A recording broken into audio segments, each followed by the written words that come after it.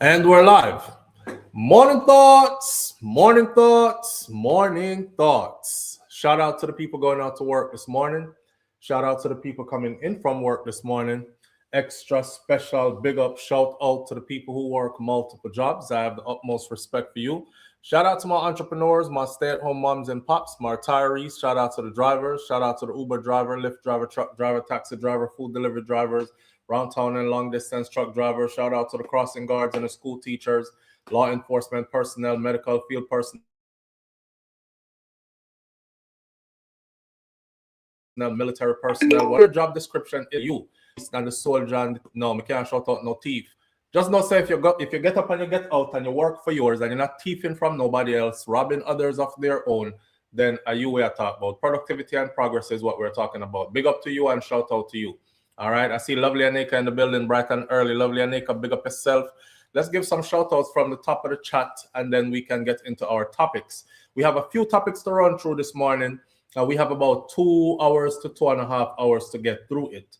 So by the time it comes around to about 10:30, we should be wrapping up to end this morning. So we're going to go for quite some time, but we're going to wrap up to about 10:30 and save the long stuff for tomorrow, where we'll probably start early and then go till like midday. You know, we do those marathon sessions. We probably do that tomorrow. But for today, 2 hours and 30 minutes max. All right. Sharon Spence is in the building with us bright and early this morning. Sharon, big up yourself. Thank you for being here. I appreciate your presence. All right. P. Niles is in the building with us this morning, who I used to call Prelis123. She never corrected me, but I'll never forget your name now. Big up yourself and thank you for being here as well. Sean Cassell is in the building with us bright and early. Thank you, Sean, for being here. Sonia Unstoppable says, morning, Flo and the chat family. Happy Friday Eve to everyone. Yes, and tomorrow, Friday is right around the corner. But tomorrow, no promise to nobody. But we're going to keep the faith same way, right? All right. And hope so God bless you with tomorrow. All right. Who else there here? I could big up some people real quick. Roddy's daughter is in the building bright and early. Roddy's daughter, big up yourself. I appreciate you. Thank you for being here. Yvonne Walford was here, but she gone. Nance, thank you for being here. Big up yourself. I appreciate you greatly. Nan's probably going through Jamaica withdrawals right now. Black Eagle in the building, bright and early. Black Eagle, big up yourself. Marilyn Grant says morning, afternoon, morning/afternoon, because she's in the UK. And in the UK right now is afternoon, right? SouFLo and everyone, all the way from Great Britain, please remember to like the live. Big up yourself, Marilyn Grant. Thank you for tuning in. And shout out to our British family from wherever they are in Great Britain. Carissa Smith is in the building with us this morning. Who else is here? Lovely Anika is in the building with us this morning. Lovely Anika is our fellow content creator sister. Anika, you know, so every time I see you on screen now, I'm wondering, I wonder if Marie is here, but we're just not seeing her. Because Marie been going through it lately. So Marie, if you're here and we're not seeing you, just remember what you have to do to be seen, all right? It's just a process. And so the thing going, it's out of our control. Lovely Anika is my fellow content creator sister as well. Make sure y'all click on her and go follow her as well. All right. You're the finest is in the building with us. Big up yourself. You're the finest. Bright and early this morning. Audrey Wright, thank you for being here, Audrey. I appreciate your presence. Audrey says, morning, fam and present teacher. Karen Notice is in the building with us this morning. Karen, big up yourself. Senior Sexy, big up yourself. Thank you for being here, Mistress B. Big up yourself.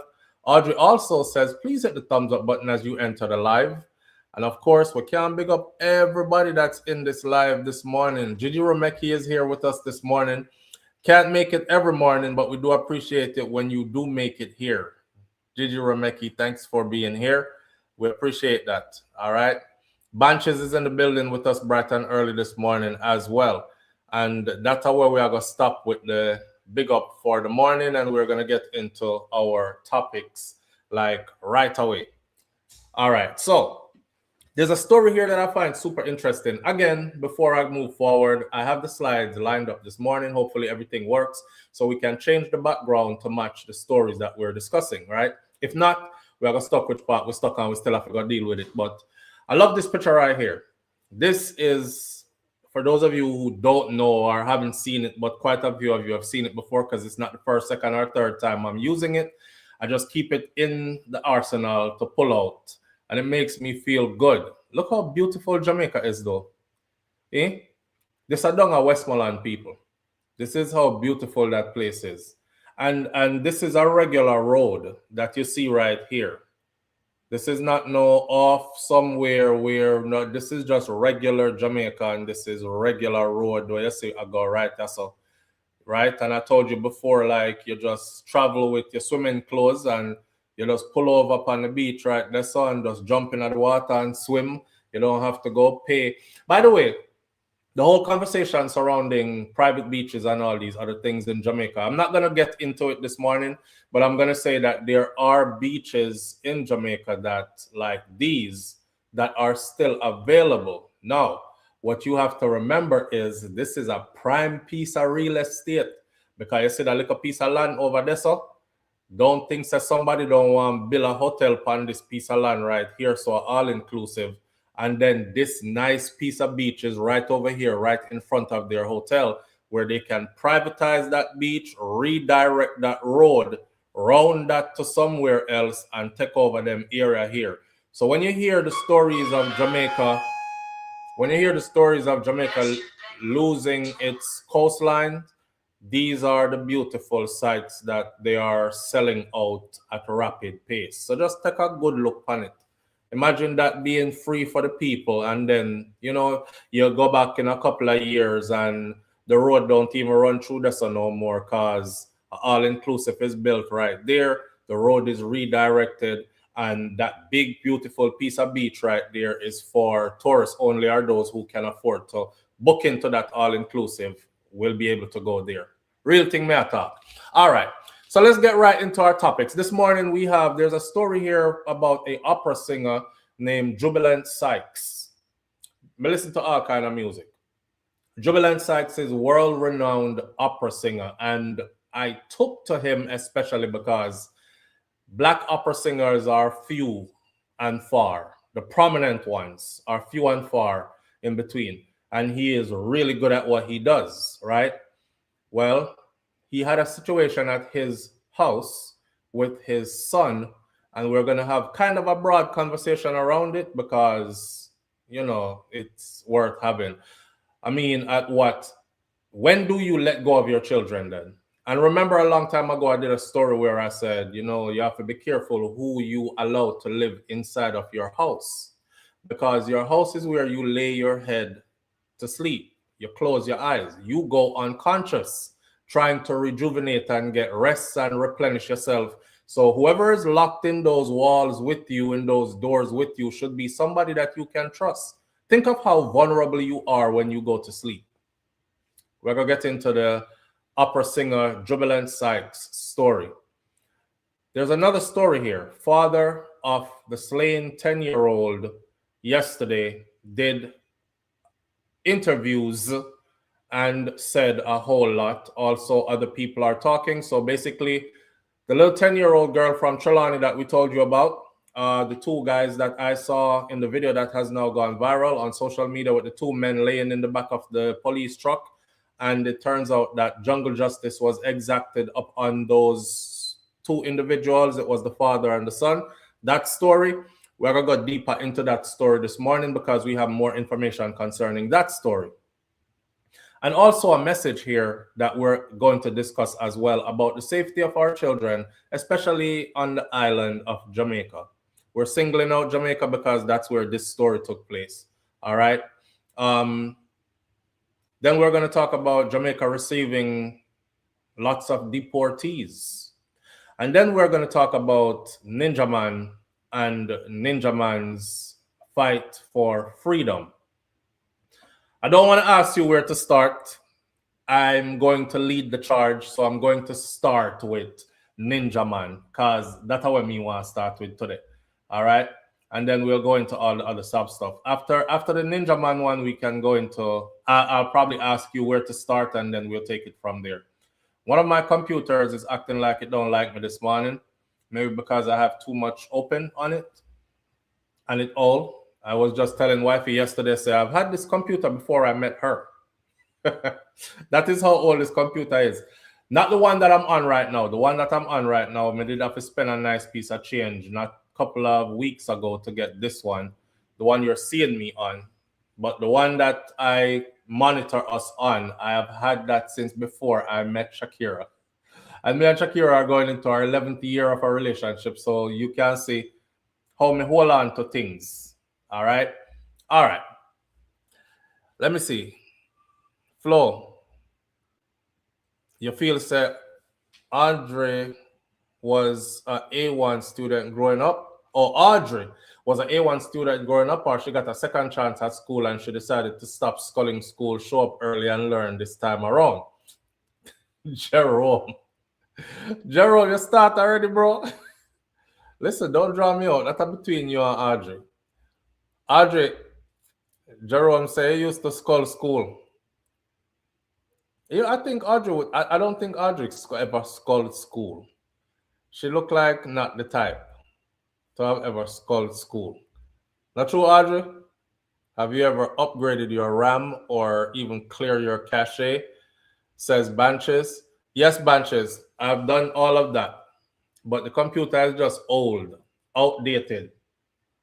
Here is one of the new cameras that we bought, right? This is one of the new cameras we bought. More sleek, more easy to handle, more high def, all these other kind of things. And when I filmed on this and put it into that old computer to process, a message literally comes up on the screen that says, my computer too old and it does not recognize this new technology. Matter of fact, this computer so old, it have a CD player on the side of it. Where you used to burn CDs, it have a CD player on the side of it. So I could rip CDs still. I could still go on YouTube or wherever, find my favorite song, them when I like, and rip them to a CD and then have a whole CD made for a whole heap of song. That's how old the computer is. You know what? It had a Core i5 processing though from way back then. So it was like top of the line, way ahead from way back then. But the one I'm on right now has a 7. The old one have a 5. So it went from 5 to 6 to 7. And I believe they have 8 or 9 out there as well. I don't know. I'm not too sure. But 7 is good. So that's how old this is.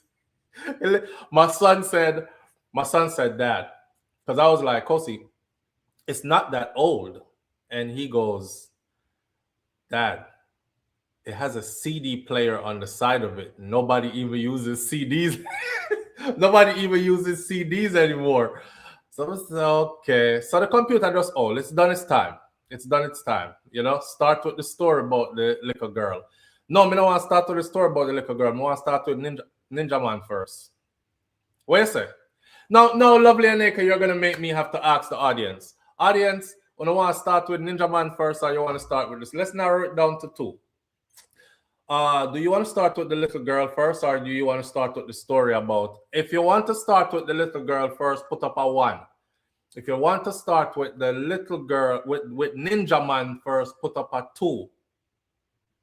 Let me watch the screen for 60 seconds and see how many 1s and how many 2s I get. If you want to start with the little girl first, put up a 1.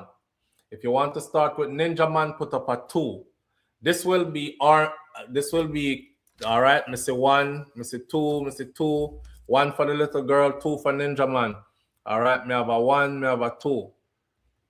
Me have a 2, me have a 2, me have a 2, me have a 1 and a 1 and a 1 and a 1 and a 1. Hold on there, and the next 1 and a 1 and a 1, a 2, a 2, a 1, a 2, a 2. I'm watching 53. I got turn 54. 2, 1, 1, 1, 1, 1. Why not fling out the 1 there? I should have had y'all spell 1. All right. So a whole heap of people want to start with. Whole heap of people want to start with the little girl's story first. Yeah. All right. I get it. Keep going, cause we're not done yet. But me see the 1 them are beat the 2 though. The 1s are beating the 2. All right, we get two more, two decimal, and four more ones behind that. All right, we still has not changed to 4 yet. Damn, 1 minute long. Boom, 4, stop. Mistress B, last person, I'll count. Mistress B was at 2. All right. It goes without saying, it's going to be 1 for the little girl, 2 for Ninja Man, and the little girl won, obviously. Ninja Man got 1, 2, 3, 4, 5, 6, 7, 8, 9, 10, 11, 12, 13, 14, 15, 16, 17, 18, 19, 20, 21 ones.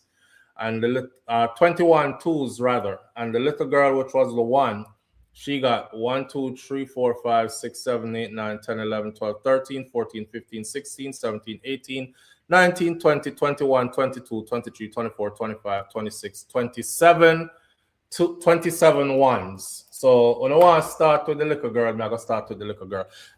Which now I'm going to have to take Ninja Man off of the screen and go back over here so and change up my background to the little girl. So this is where we're going to start. All right. But no, so we have Ninja Man's story ready to go as well. So this story about this little girl is heartbreaking in so many ways, right? Because of what happened to her and how it happened. Now, the thing that bothers me here is, let's get into what her father said first. Then we're going to talk about things that we need to change. So the father of the 10-year-old girl that was found with her throat slashed and she was assaulted in Troy District in South Trelawney on Tuesday afternoon, he did some interviews and he said that the main suspect, when I listen to this, he said that the main suspect was actually a notorious pervert who benefited from constant protection by his father. So remember yesterday when we said, you know, I'm all for the jungle justice, something if is the picnic them if you're doing things to the children. However, we want to make sure that is the right person would do anything too, because when you kill somebody, you can't bring them back. But I do believe that some people just don't need to be here anymore once they commit certain acts. We're talking about children. This little girl reminds me of my daughter. She reminds me of my daughter, Milani. Right, that's all. I would definitely be catching charges if anybody did anything to my child. So I understand fully how the community reacted and how the father feels. But the father said it's nothing new. The father said he has been arrested multiple times before for the same incident, similar incident, but they keep on letting him out.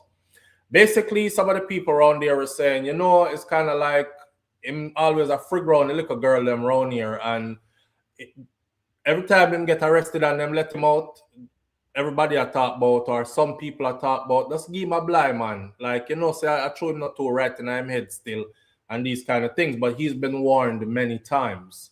Now, Aston Coke is the name of the father. And the father said that his daughter, Shania, affectionately called Kiadra or Kydra, she was on her way to a nearby shop when she was abducted. She did her yard. You know, we send picnic go a store, go a shop at Jamaica. So shout out to Mahiri Stewart for the story. Little Shania was a student of Troy Primary School. Her partially nude body was found on a dirt track in the community around 3:30 p.m. on Tuesday, and her throat had been slashed. The last story said it was about 6:30 p.m. when the farmer was looking for one of his cows that got away, and he stumbled into those bushes and saw her body and made a big alarm about it. Now it's about 3:30. 2 men, father and son, taken into custody in relation to the gruesome incident. This is after the community had dealt with them, chops, rocks, beating, all these things. The son, who was the main suspect, he actually died from the beating and the chops and whatever else the community did to him. So yesterday when we were saying we did not know if they had died or if they had survived, when I saw them in the back of the police truck, they both looked like they were dead. They weren't even batting an eye moving. They were still like they were dead, and you could see blood and chop marks and stuff. So I figured they were both dead. Update News says that they died after that. The main suspect, which is the son, he died after reportedly suffering severe injuries after a mob situation took place and they used machetes and he was chopped repeatedly. He has since been identified as Delroy Coke. Now, I want to pay attention to something. The name of the little girl's father is Aston Coke. Same community, right? Aston Coke is the name of our father. The suspect name is Delroy Coke. Remember when I telling about Jamaica, I say stay away from people who have your same last name, because more than likely, given how our history is, more than likely you are related. So as soon as I saw the two names, I'm like, this is a family member. This has to be a family member. I've never been in a community in Jamaica where people carry the same name and they're not related. Them have to be related with too little. So there goes the story. According to her father, Delroy had had numerous run-ins with the law and he was consistently shielded by his father, and that is the reason why when the community came down on him, them never want to hear nothing from the father again this time, because him gone too far now. And every time him do it something like this or close to this, them warn him, them rush him, the father defend him, people back up off of him, the people got tired of it. Her father says that his daughter was abducted after she was sent to the store by her grandmother. Messi, come go up a shop for me. That's how I grew up. Come go up a shop for me. My grandmother used to send me go a shop all the time. You run up the road, come back down. She said, don't stop a road, Go up there, get to me, tell you to get and come right back. So you go up there, go get where you get and come back. Normal thing we do at Jamaica is send picnic go a shop, right? Mr. Aston says that his daughter's killing represents what he says has been a worrying trend in Troy, in that area, and that his daughter's aunt, Sean William Stevens, says that her death has traumatized the entire family. Shauna William Stevens, the aunt of the little girl. Meanwhile, the educational ministry is expressing their condolences to the family of little Shania.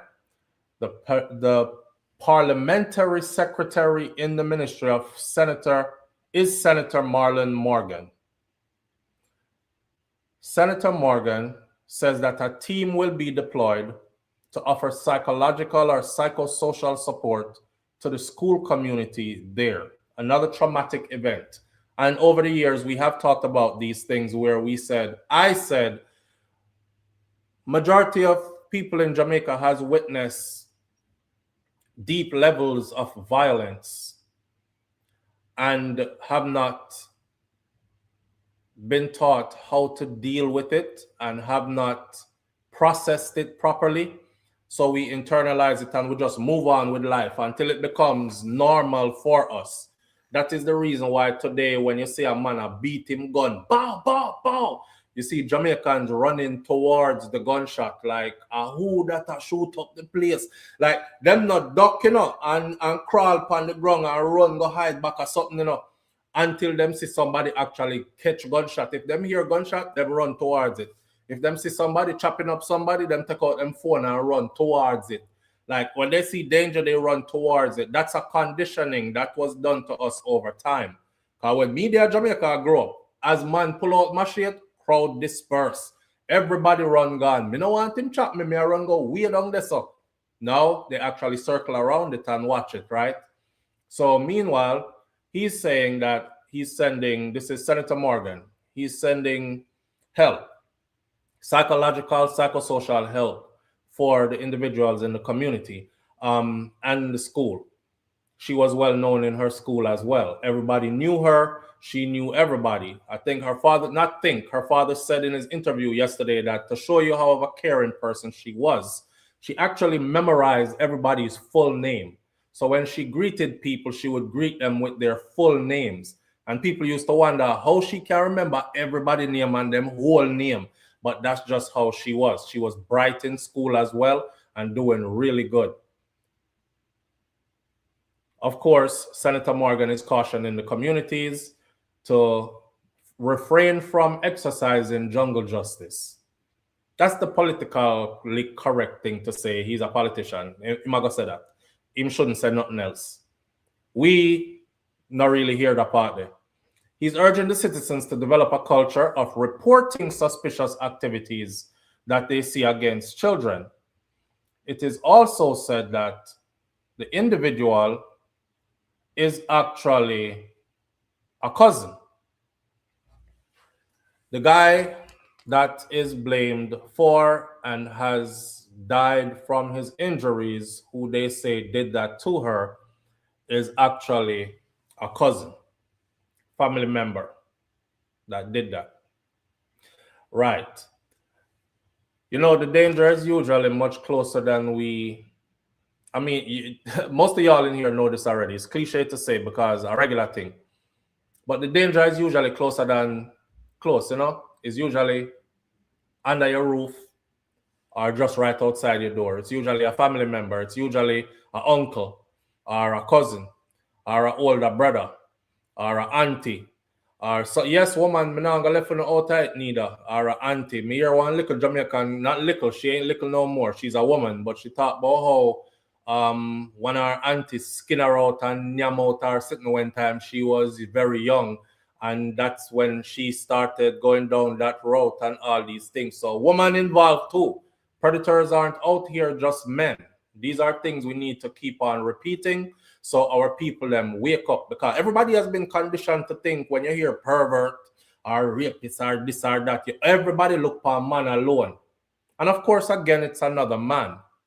But I do see under the comment section a lot of Jamaican women. Them, you know, we follow everything we're foreign do. So the foreigners, them, the Americans, they always write stuff like, always a man. It's always a man. So they're starting to comment those things under these now. Always a man. And I'm starting to comment, it's not always a man. A lot of the time it's a woman. Yeah, but this case it was a man. And this case it was a cousin, a close family member as well. Now, I don't hear any talks of him not being of sound mind. I don't hear nobody say him did chip off and him diagnose schizophrenic or anything like that. I don't know if that was just an internet talk that he was not right in his head or him behave a certain way. You know, Jamaicans stay in the community, people will be like, something wrong with him, you know. You know, see, him not right in his head. But the person right in their head, they just choose to be a certain way, right? It's not like they have a diagnosis that says, you know, he has mental issues and needs to be on medication. So, what was meant to be an ordinary trip to a nearby shop ended unimaginable with tragedy, leaving a grieving father to treasure what would become his last moments with his 10-year-old daughter, Shani Coke. Speaking with guests, heartbreaking Ashton Jr. Coke recalled that it was only last Saturday when his 20-year-old daughter visited him at his home in Troy. He spoke lovingly of the young woman whose life was, he said, will cherish forever. I don't know who will print this, but we are reading this out of the Jamaica. It was printed this morning in the Jamaica Star. And they said his 20-year-old daughter, whose life he will cherish forever. So I don't know if him have a 20-year-old daughter were dead. And then what the Star also do is them put one big block something over half of the story so you can't even read it. So Jamaica Star on the need for fix up. Them not like me, you know, but you know, whatever. Police said that Delroy Coke had already been involved in these types of incidents and not just on a small scale either. Records show that he was arrested for buggery in Portland on August 9th of 2014. And then he was arrested in Trelawney for the same charges September 3rd of 2017 for sexually assaulting a child. And then again, he was arrested for buggery in Trelawney on November 30th of 2019 again. So again, it's not like we're guessing or people just saying. He actually has a legit record with law enforcement, and that him running and do. That's his modus operandum. That's how he moves around. He was convicted in relation to the 2019 offense, and he actually served 5 years in prison at the St. Catherine Adult Correctional Center before he was released from prison August 2025. Police have stressed, however, that they have not confirmed that he is actually the one who is responsible for the SAN and the murder of Shania, this particular child. Investigators said that they have not stated that anyone witnessed him carrying out the attack or that he had been identified as the perpetrator. However, police noted that his criminal history led many residents to conclude that he was responsible, and that is what sparked the attack. Not because anybody seen him do it, not because anybody could prove that he did it, but his record is why. Everybody in the community knows that this is what he is known for. This is what he's known for, and this is what he went to prison for. And he's done it multiple times across different parishes. So when them see the little girl like that, they ran. Somebody ball out, say, I didn't do it. The rest was history. All right. Mix up news. The father says he has 7 children and most of them are all grown. Yeah, so they're not reporting properly, but they called the child that died 20 years old when we all know that she was 10.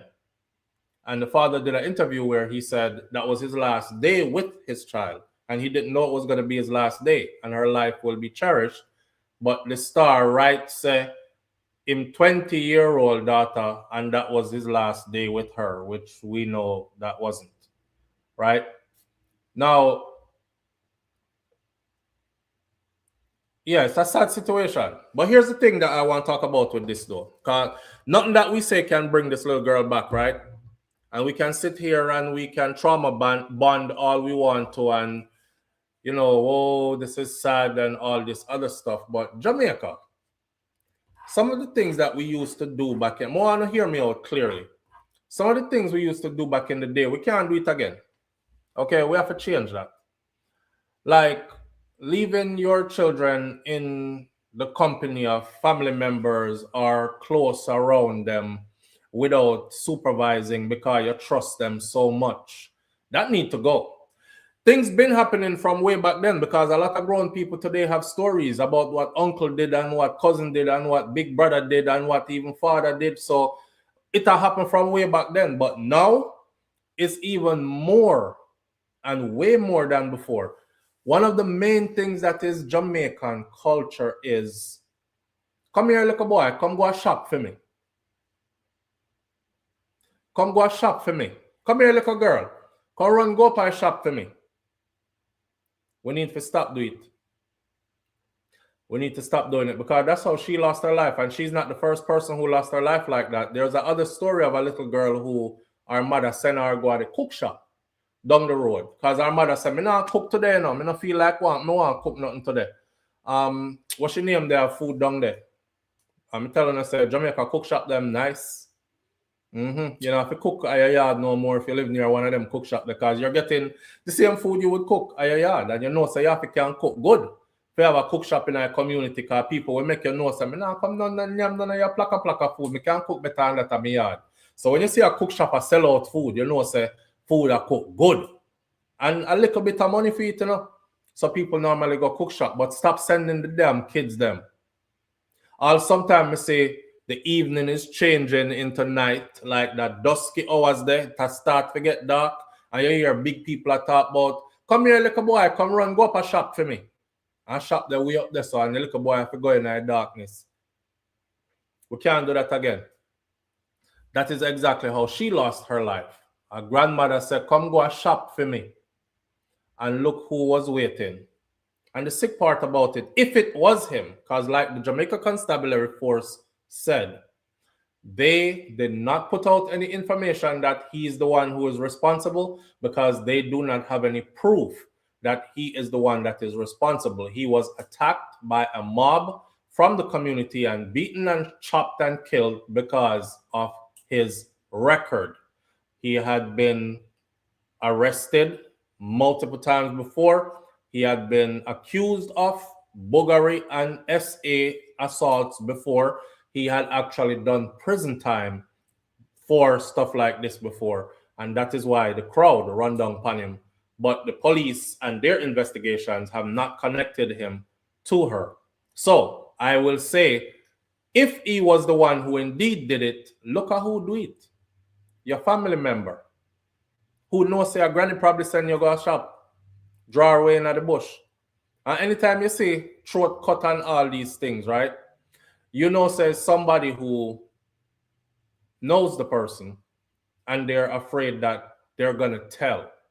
So them do what them do and then silence him or silence her then in that case.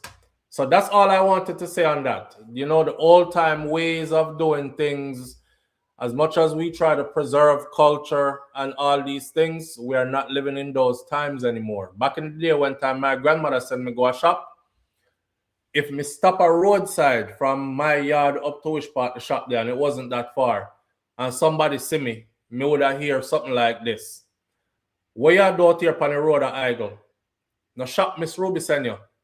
Hurry up and go to the shop and go on back at the yard, man. Or you will hear somebody say, me I go tell Miss Ruby say you're out here at Eagle. You know, there were people who would look out for us on our way to and from the shop. And so again, everybody is for themselves now. So people look upon your picnic like them one draw away or do something to him or something like that in their own lust and their own sins, but they're not looking to protect your child anymore. You know, that whole community thing that is old school to us that we grew up with, it's not so much again. That is one of the elements that is missing out of Jamaican culture, and why there's an advocacy group from overseas, I believe is the US, that has labeled Jamaica now a hostile environment for children. I saw the report come out this morning, and I was going to talk about it too, but I just click away the page and I'm going to go back and look for it. But there's a report out where they have labeled Jamaica a hostile environment for children. You honestly can't argue with that. You can't argue with that. I mean, you know, there are children who are growing up in Jamaica who are not affected by this because their world is insulated and they're not going through it. But a lot of children in Jamaica, it was rough for them. Live on the air with SouFLo. Good morning. Morning, SouFLo. What on? My day, family, what? Me about to look at kids, the one I mentioned yesterday. Mm-hmm. You know, I want to realize Jamaican, I'm not begging a friend for nobody, I want a friend good. See, You realize? see it. Jamaican people and black people go about Jamaican mostly. Them think about them cock and them pussy too much. You know, I said nothing wrong though. That's all you didn't. We are super overly sexualized as a society, as a society, as a people. Yeah. It's like them ambition is like how much people we can fuck for the day, how freaky we can get, who for this we can look out, who for girl we can take away, who for man we can take away. What life is more meaningful than just having sex and think about the body or the pussy. You know what I mean, Alcano? And who are a relationship, realize in the black community, if a wife or a woman can't perform certain way, if you go for menopause, you got already a pint outside the marriage. Like, what the fuck, you? You know what I mean? Yeah. It's like find a real man nowadays is like next to none. Next to none. Let's say me, nobody have a friend. Because you come to me with me now after here. Want to stay still in my mindset and my zone. So I see by myself. True. Because if you fall and fuck you become one of them. That's you know true, I mean? bro. That's true. That's why married man don't hang out with certain people neither. Not only that, I'm not just married, but it's a mindset too. Not true? Because man married and still go and like say them not have no wife for them yard when time them go out, and them want you do the same thing with them. Like we are go look girl, but the whole are we married. Is that what I say? Yeah. You Oh, want no, a, you want a brethren who are gonna respect him responsibilities like you. And then when the end of the night done now, say a group of brethren go par now and the whole away a married man or in committed relationships. When the night is getting ready to be over or it's over, the whole always supposed to dap each other and say, yo, make sure you make it home safe and go on home to your family. See? Yeah. Not yo, go on with that strange girl, they go take that one then dog. She like you, you know. Yeah. Yeah. So yeah, That's how I tell you, anywhere I go, I tell everybody to married, you know, and talk about my wife respectably. That's not cut. If I ever come from a certain fucking me this year. This year. See it. Then because you got to tell me to be you and be a bungle like you. I mean like that. So I thought, but I tell me something you got this prep wife, tell about my wife already done. So if you come to me and say, yo, so I'm going in that kind of say, sexy dog, or you want to say, where you tell me that for me married? And you know I'm married. And this is my wife. I get where you say, Yeah. So what's talking now? When we realize a lot of people know me now. Just anytime I come over here, so hungry to think and talk about who fry the most ackee and saltfish and how water pretty, we'll never give them back over here, sir. The reason why I come here is we have issues and you're the person who say have a straight mind towards serious towards certain things. Because many start a vlog, but they're not joker. Like they must talk to be seen and be liked by people. You know what I mean? But for some reason, maybe so passionate, like I say, I really want to change. And that's why I'm there. So I'm just talk about how much ackee and saltfish somebody fry last in the night, how much mango you pick out next mango them be. We come because we have some issue we want to fix in our communities. You know yeah, we have to have some serious conversations. That's interesting now. Yeah. Tell the truth. Well, all right. Me can't fun by myself. I'm not wrong for it. We talk hardcore and one time you come around some joke, you know, you know what I mean? Yeah. It's lively. But some people realize that every time you think about talk about pussy and body, everybody up on your out. Yeah. They're ready to freak it out. More just for that, you know? And it can't be about that all the time, you know what I say? That's why I tell Jerome one time, I call Jerome name. That's why I tell, because Jerome said to me one time, SouFlo, you know, notice sometimes when you touch certain topic, like the chat just empty out, like hundreds of people start leaving. And I tell Jerome said that means some of them wasn't supposed to be here. You know, you gravitate to where you gravitate to, and then when the part comes that you're not into, you're free to leave. But we can't always keep it comedic and laughing when we have so much other things to talk about. That's why this is a delicate balance, you know, bro. Me can't do serious thing all day. The people them we tired of it, like just like how me we tired of it too. But at the same time, we have to keep it. We have to keep it balanced. You know what I'm saying? We can fun, we can laugh, but we have to get serious on a serious topic. So I said we come over and talk about ackee and saltfish every week. We not come over here, so. You understand what I'm saying? No, we are gonna do that. We are gonna do that every week. We're just not gonna do it every day after the week. Every day, like I said, topic. This is not a comedy show. We laugh over here, but this is not a straight up comedy show. Me get that. Yeah, man. So it's like, and what am I gonna tell them? All right. Well, so them used to send you go shop when you did at Jamaica when you grew up? Every day. Okay, so this is something that I just said that we need to stop because them thing here been happening. She's not the first to get draw when them send her go shop. But I realized that in our society, this is happening like it's a frequent thing now. Send a little girl go shop, she nah make it come back at the house kind of thing. You know, so and the adults need to realize that too, that only get up and go on at the shop, man, and make the little picnic them stay with part them safe. Right. And the parents nowadays selfish. They have a little picnic them, but it's like, me care about myself more than you. You must have you, but my parents take care of me not to look bad, but me go and shop for me. Yeah. Them man, look out for them kids. Yeah. Come go on a shop for me, and them see it I get dusty and I get late outside, you know. Come go on a shop for me. Yeah, my wife talk all day now. He's talking about somebody. You know what I call a person? A portal. The mother is just a portal for the child. That's it. God just use you to make the child born. You're not to the child more as a vagina and a womb to push her out. That's it. Your job is done. You don't give a shit about the child no more. Once you born, you just feed her, you know, no permission with her. You know what I mean? Yeah. You sick hombre. You know, one thing I have to say again, you know, I said, I grew up in a Jamaica, I'm talking a lot of females. And I'm there with a lot of females. And most of them I talk to, sexual assaulted. Yeah, I've noticed that too. I've noticed that too. But hear what, Maverick, hold on now. Hear this.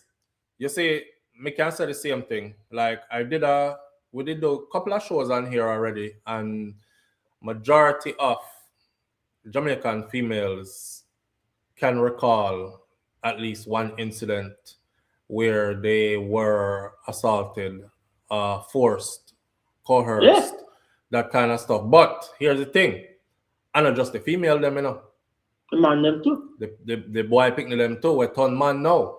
But it is still such taboo and a stigma attached to it that the man them can't talk. Yeah, the man them can't talk. I mean, look how Foota Hype though, Major Hype, when Major Hype did come out and say what happened to him when he did that one youth.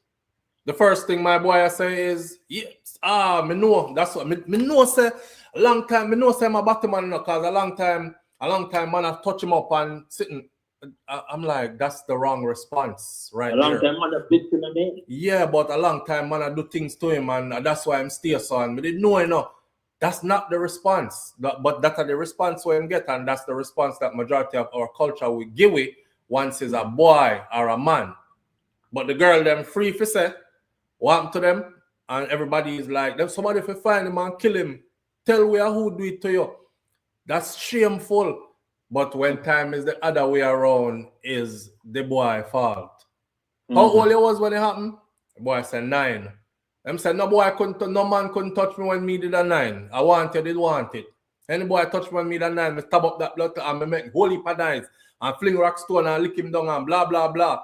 You know, you are immediately judged and blamed when you is a boy. More on Jamaican people to know say and Caribbean people to know say. You see the undercover Batman something there too is a serious part of why certain youths are the way they are today. Because the whole more get touched upon, molest off and coerced and forced than we are willing to even admit. And a lot of them, and that's how it happened. For the boy picking them near talk especially. It's something that is still really undercover in Caribbean culture, not just Jamaican culture, Caribbean culture, but we stick to Jamaica for now. You know what I mean? Whereas the people, there's a rebellious people, we not rebel more about the problems. It's like we're more to go online and try to bag a shit and fuss one another. Yeah. And, you know, and blame the victims and, you know, victimize the victims even further and these kind of things. Well, I mean, so from when people become so fake, and social media cause social media is a hell of a place, you know, bro. It's a hell of a place. Just the one video yesterday when I say social media is a blessing and a curse because you remember back in the day we couldn't get no word from what going overseas. And it did have to come in a picture and a letter, what we call slow mail. You have to go to post office at Jamaica, go pick up your letter from foreign. And every time you write your mother or your auntie or whoever they are foreign, it takes you 2 weeks to get a reply from them. That's in our lifetime, you know.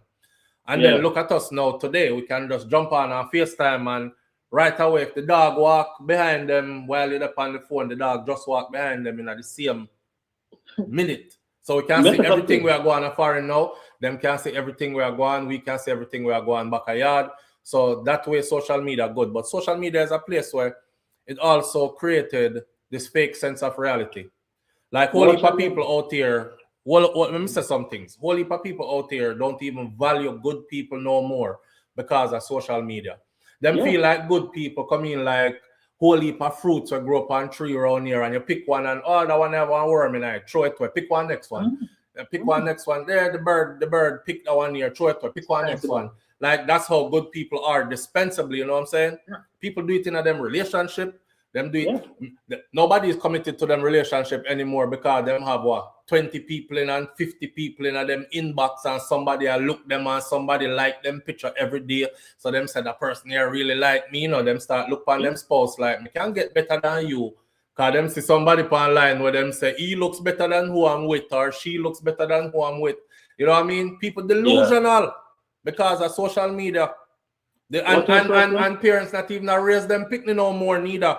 And not paying no attention to them picking them no more neither because of social media. But watching a SouFLo, you know, so sometimes I think I tell my wife when you say more for next youth and I say, I'm even want one. Maybe don't want to left in another world on my gun and this bullshit fucked up want to get worse.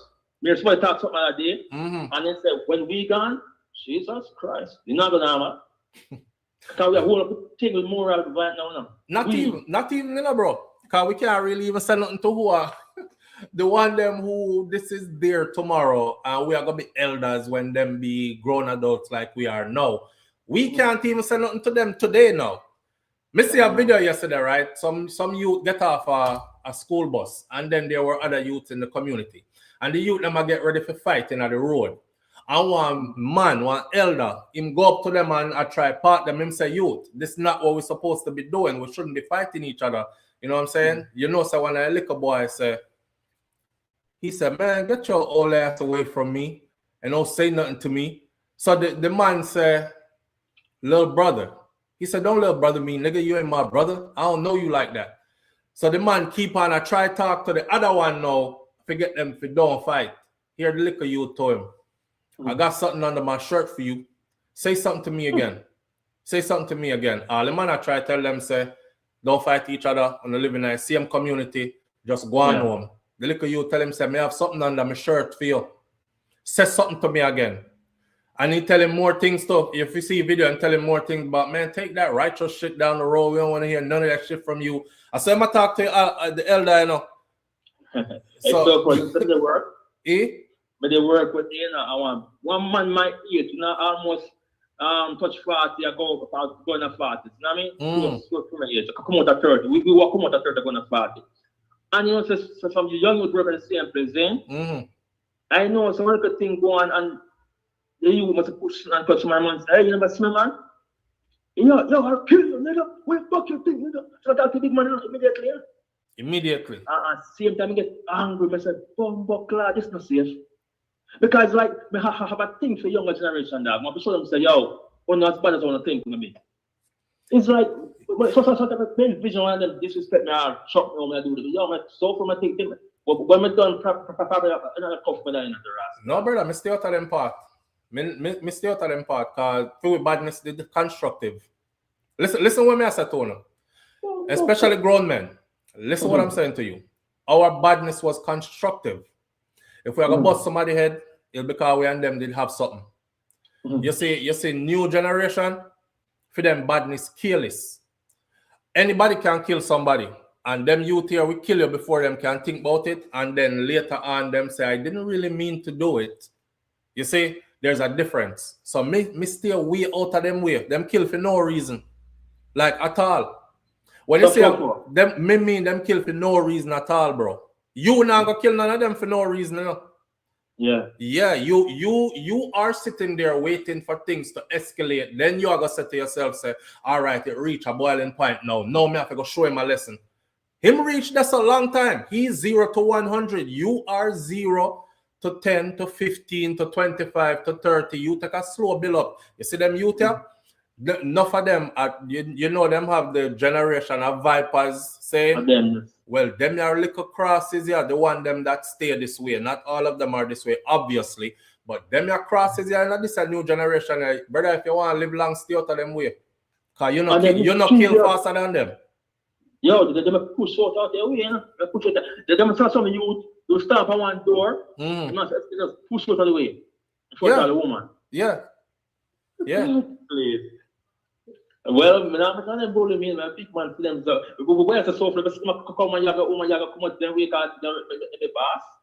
No, I'm not say all that, but I'm all for self-defense and I'm all for protection of whom I'm supposed to protect.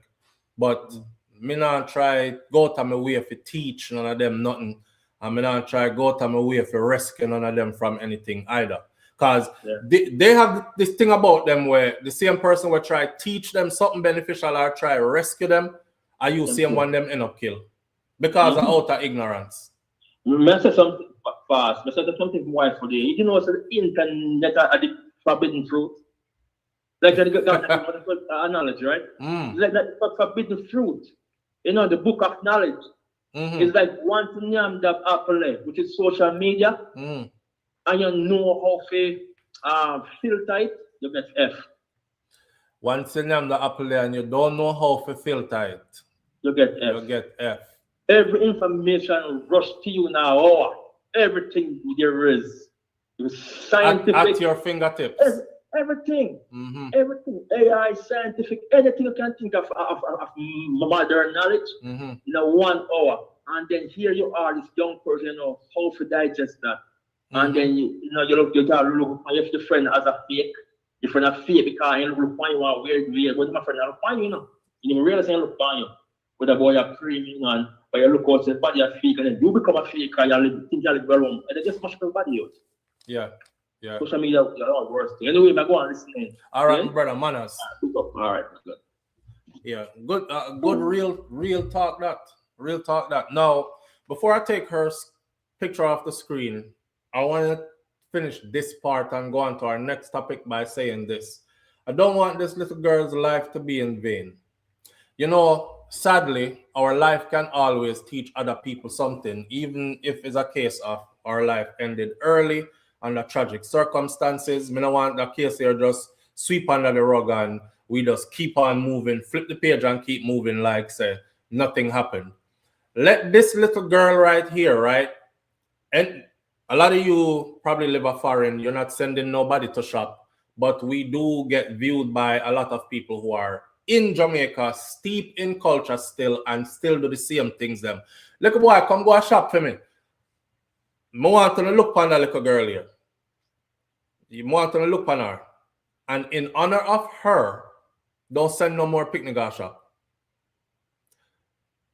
Don't send no more picnic, go a shop. In honor of her, do not send no more picnic or shop. Live on the air with SouFLo. Good morning. So morning. Morning, family. Then we saw one little part. When you say they are the names, the surnames, so maybe they are related. Is that the case? You miss it. They are related. He's a cousin. They are related. Yes. Wow. They are related. He's a cousin. Yeah. No man, by signing in and all the nights and I'm a background, you know, say. Yeah, me know go already. You die down. Yeah, man. But I want to ask you, where was the mother? Well, I don't know. I know them never said anything about the mother. They didn't get that deep in the conversation. They actually said, so you can go into the Jamaica Star and the Jamaica Observer because today they have about 3 or 4 new articles pertaining to this story. So somewhere in there, I haven't read through all 4 of them, but somewhere in there, they might have mentioned where the mom is. But yeah, but just the mother, I mean the grandmother and the auntie and the father come forward so far. Okay, maybe it's a case that she don't live with the mother. I'm going for holiday. Or maybe she does, but the mom, maybe our mom is overseas, or maybe it's a case, or maybe it's a case where our mother is grieving and just distraught and can't entertain media or anything. Oh God. You know? It's a sticky situation, sad situation. Yeah, man. Indeed. But yeah. All right, man, go and listen back. All right, bye-bye. Right. Live on the air with SouFLo. Good morning. Hello. SouFLo. Good morning. Everybody knows you by now because you always sound the same when you get on the phone. Can't hear you. Oh my God. Oh, Jesus. Can you hear me?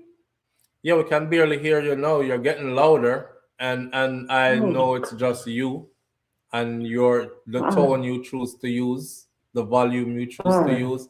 So talk up loud so we can hear you. Okay. All right, good morning, everyone. Okay, SouFLo, this is my concern.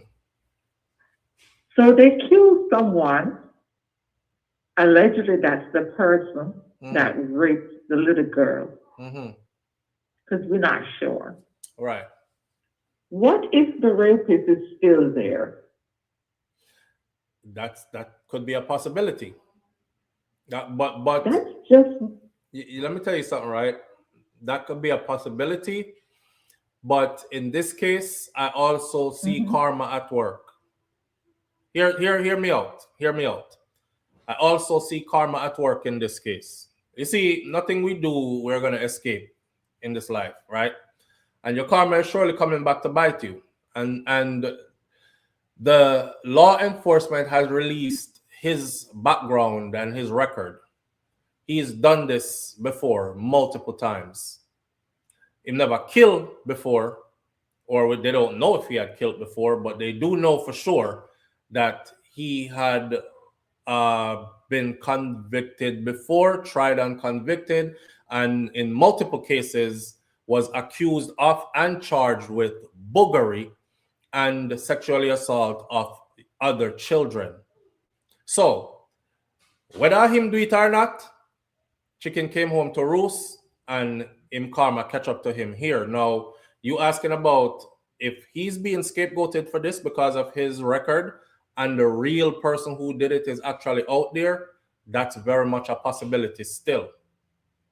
That's very much a possibility still. And the next concern is we're now in a more modern era where information is so easily accessible. And I'm sure, why are these parents still sending their little kids out by themselves? That is what I want to stop today. I want everybody to look at this little girl face, and from the people them who are in Jamaica, look upon the little girl face. In honor of her, do not send no more picnic go shop or store by themselves again. Make we done that. It's time for us to stop it. It's time for us to stop it. Yeah. Half of the time when they're sending these little nothing. kids, half of the time when they're sending these little kids is some able-bodied adults who just lazy to rotted and don't want to walk up to themselves. Send the little kids all by themselves.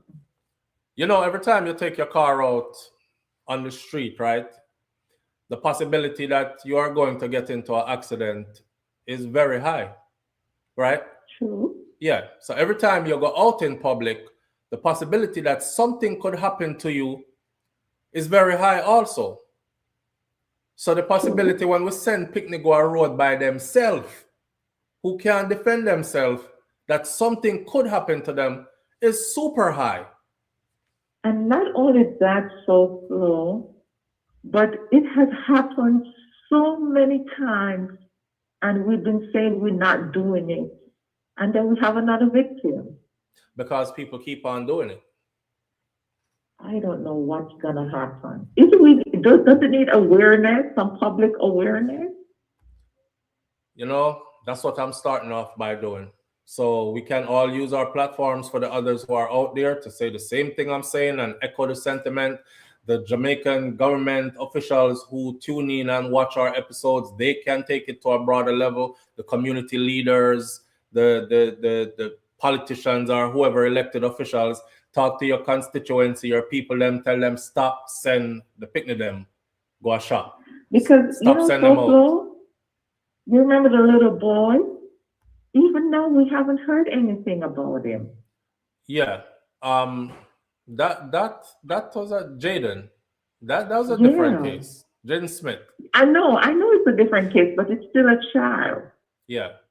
And honestly, we haven't even heard anything we still don't know what happened to Jaden Smith. And you're right, because it could be a case of, yes, there was problems in his house, but somebody seized the opportunity to do something to him.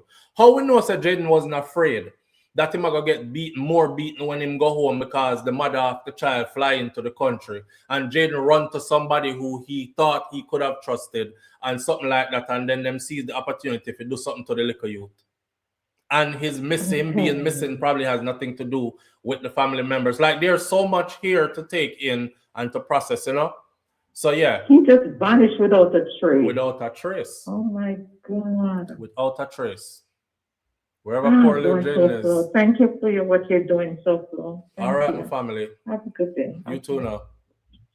That's all we can do, is the little that we can do, but at least we are doing something. It starts somewhere. It starts when you start to talk about it, have these conversations, and spread awareness. When you stop, send the liquor picnic them on the road. Me don't go out and drive my car on the road because the possibility that an accident could happen is heightened. So I move the car when it's necessary. I have to go to the grocery store. I have to go drop the kids them somewhere. I have to do something. You know, just go out there and just drive for no reason. And the same way, if you look on it with the kids them, they can't protect themselves against adults who want to do things to them. Why you send them? Did you send them out on the road with security guard?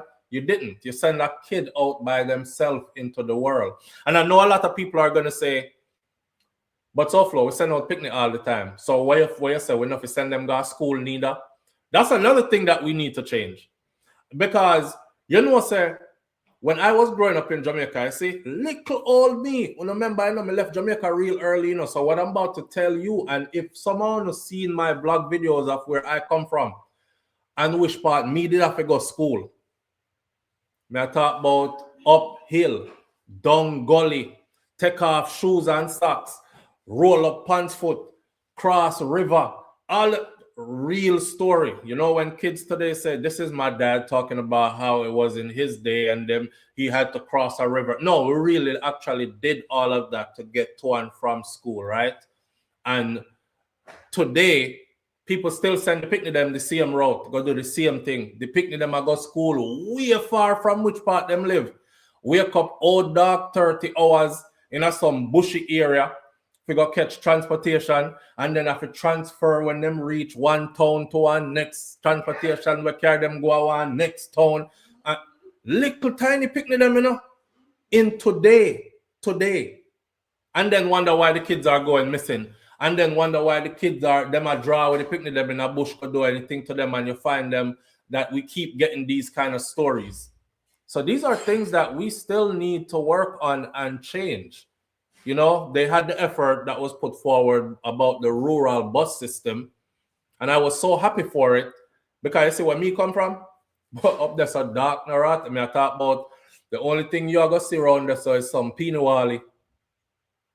Be a Pinawali, you're gonna see, cause not even street light. I just know them put up 1 and 2 street light far from each other, which part I come from. Majority of the road to get from where me live out into the city, you can't see your hand before you saw if you go out there in a darkness. And morning hours, it dark just like that. And at them hours that you see little picnic in them school uniform trotting out. Figure we also go catch transportation, figure we around, so figure cross river, figure we over there. So, and that's why things are happening to the children. Like, we have so much that need to change, man. And I'm speaking of just protecting the children. Just protecting the children. You as a grown man and a grown woman, you can defend yourself. You can fight a little bit. You can say something. You can bawl out and make noise. You have discernment. You can see when somebody is getting ready to hurt you. You can run. Most of these kids are innocent. They can't really see when danger is coming. And them walk right in it. So again, before I change the screen, I'll say it one more time. Do not let her death be in vain. Honor her by stop sending the picnic them out there by themselves. It means you're going to have to make arrangements. It means you have to go get up and go out there and go do something. Stop sending the picnic them out there by themselves. All right? All right. We don't want to exploit her image and all this. I feel like this is a teaching moment. Stop send the picnic them out there by themselves. All right. We're going to change that. Go through some of the comments. We were warned about takeaway man, black art man, this man, that man. We were warned, right? We hide in bushes when we hear vehicle we don't know. All them precautions, them Mervin. Remember, we used to run and hide. Mervin bringing back memories. We used to literally run and go hide in the bushes. We used to we were different though. We were different and the times were different. Like up which part I come from back in the day is about 2 people had a car. So when time you hear one car, we used to get used to the sound of the cars and we used to be like, yeah, Collector, big old Collector, a man named Collector. God bless him soul, him pass on now, long time. But him there one big old school American looking car. But you could hear it from way around. So anytime you hear that, you know say Collector car that. If you hear the bus, you know say one of the Metro bus them that. And one family did have them the bus there. Or if you did hear, it's like 2-3 people did have vehicle up there. So now everybody has a vehicle. And everybody drive fast. And nobody knows who's coming and which vehicle is what vehicle. And this modern thing where everybody owns a vehicle has allowed people from other communities to fly through your community real quick, grab up a picnic, gone with the picnic there. You don't know who do it, you don't know which vehicle came through anymore. But back then, Mervyn, you are right. We used to run and hide in a bush. Sometimes we used to be able to see the vehicle that's coming, right? And we used to talk to each other and say, who fuck car that? Me don't know nobody up here. We have no red car. Next thing you know, 3-4 away, I walk as picnic. The whole of we duck off in our bush somewhere. And the car pass and we come out of the bush and we laugh and we keep going. The car reverse or turn around and coming back, in the bush we're gone again. Our kids now, nobody is even telling them these kind of things.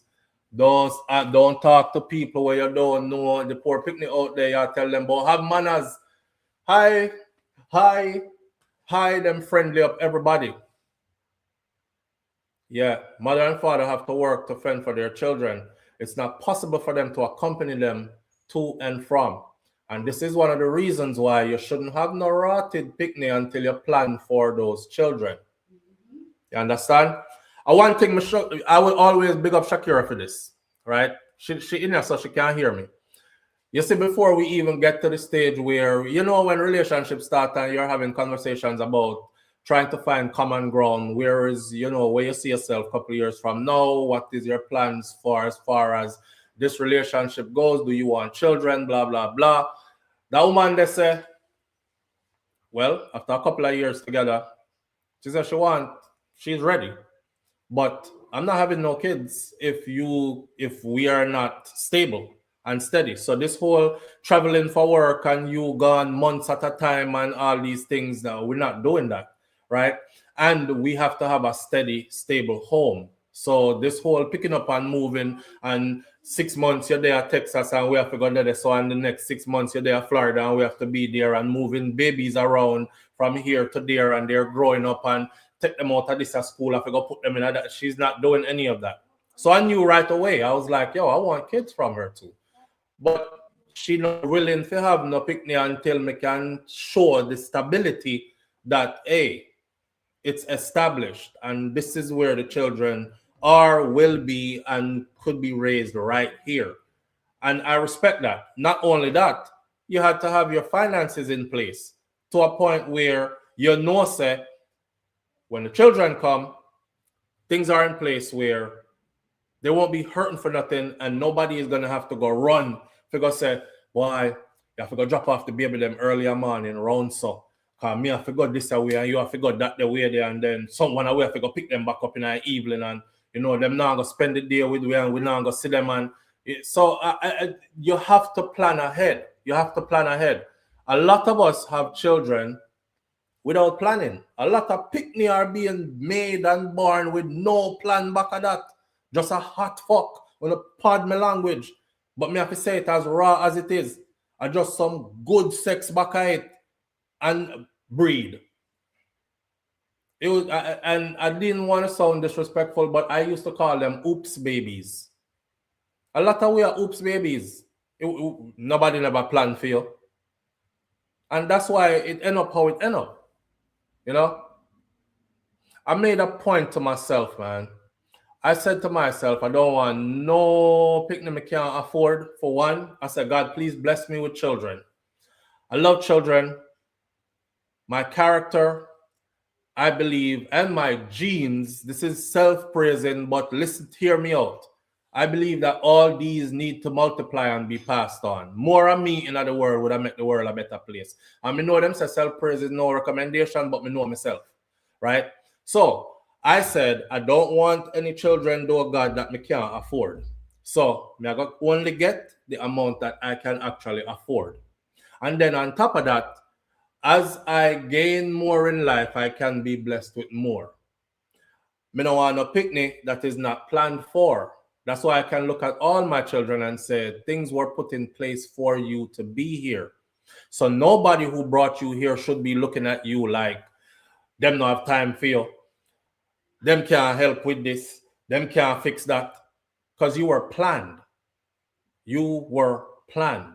And I want more people to be able to say that. Be intentional when having your children, please. What you say, babe? Be intentional when having your children. Be intentional when having your children is what she said. Live on the air with SouFLo. Good morning. Yes, good morning, SouFLo. Good morning, family. Yes, I'm just telling you that I heard on one of the Jamaican news yesterday that the guy confessed that it's him done to the child. You heard it on They said it, yes. Where did you hear Jamaica, it? yeah. Yeah, one of those news, yeah, in Jamaica when they was talking about the killing. But they was showing the thing with him say at the house, and I heard it, somebody say that he confessed. Okay. He confessed to the killing of the girl. Yes. All right. I like to be thorough. So from all I've seen this morning, nothing said that he did a confession. The police actually put out this morning that they have no proof that he is attached to that. So right. So it would have been helpful for you to be able to tell me, say, I heard it on TVJ or CVM or something news broadcast or something. But okay. All right, that's what I was All right, my friend. Okay. Thank you. Okay, bye. Yeah, I don't know I'm do my thing already. So if you're gonna call me and tell me, sir, I appreciate her trying, but if you're gonna call me and tell me that you heard that he confessed on a news media, news out of Jamaica, it would be helpful for you to be able to tell me which one, so I can go look and see it myself. Because as of this morning, Jamaica Constabulary Force investigators on this case released information that they have no proof that he did that or he's connected to that at all. And the only reason they could think of for the mob beating him and chopping him up, killing him, is because of his record. Right? So we don't know which part that come from, but they might have said it and I might have missed it. Naya TV Lifestyle says, I was a teen mom. Everything was upside down and backwards. You don't want to do it that way.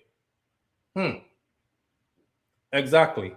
And we have a lot of that. So when I hear people say, boy, the parents have to go work, so them can't. So you have kids that you can't protect. Basically, I want to think about this. People, some of them might not like me. The numbers will get less in here when you start being honest, but that's cool. Like Maverick said earlier, who for there, we're there, and who need to leave, will leave. But when we get raw and honest, people start to, if it invokes any kind of guilty feeling, people start cut from the conversation. Don't cut from the conversation. Own it. Own it. And then you can actually tell it to somebody else who's coming up behind you, right? Because I tell all of my picking them that. I said, don't give me no damn grandkids until you stabilize yourself in life. Because what the life that I've been able to provide for you, I want you to look upon it good. I want you to be able to provide even better for my grandchildren. We have to pass this on and better every generation moving forward. If 3 generations from now, my grandchildren them can look back and say, damn, my granddaddy really didn't have it like how we got it. They must have a lot. And I'm not just talking about material stuff. I'm talking about security.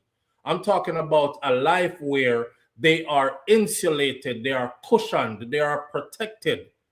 The world is not nice. And we all know that as adults that the world is not nice. So why would we bring children here and put them in a situation where their childhood is going to be marred with trauma if them survive? So them can't have the same old story them to tell like what everybody else did have to tell, but for them traumatic childhood. No, that's why we have to plan them. That's why we have to plan them. And if you're not planning them, don't have them.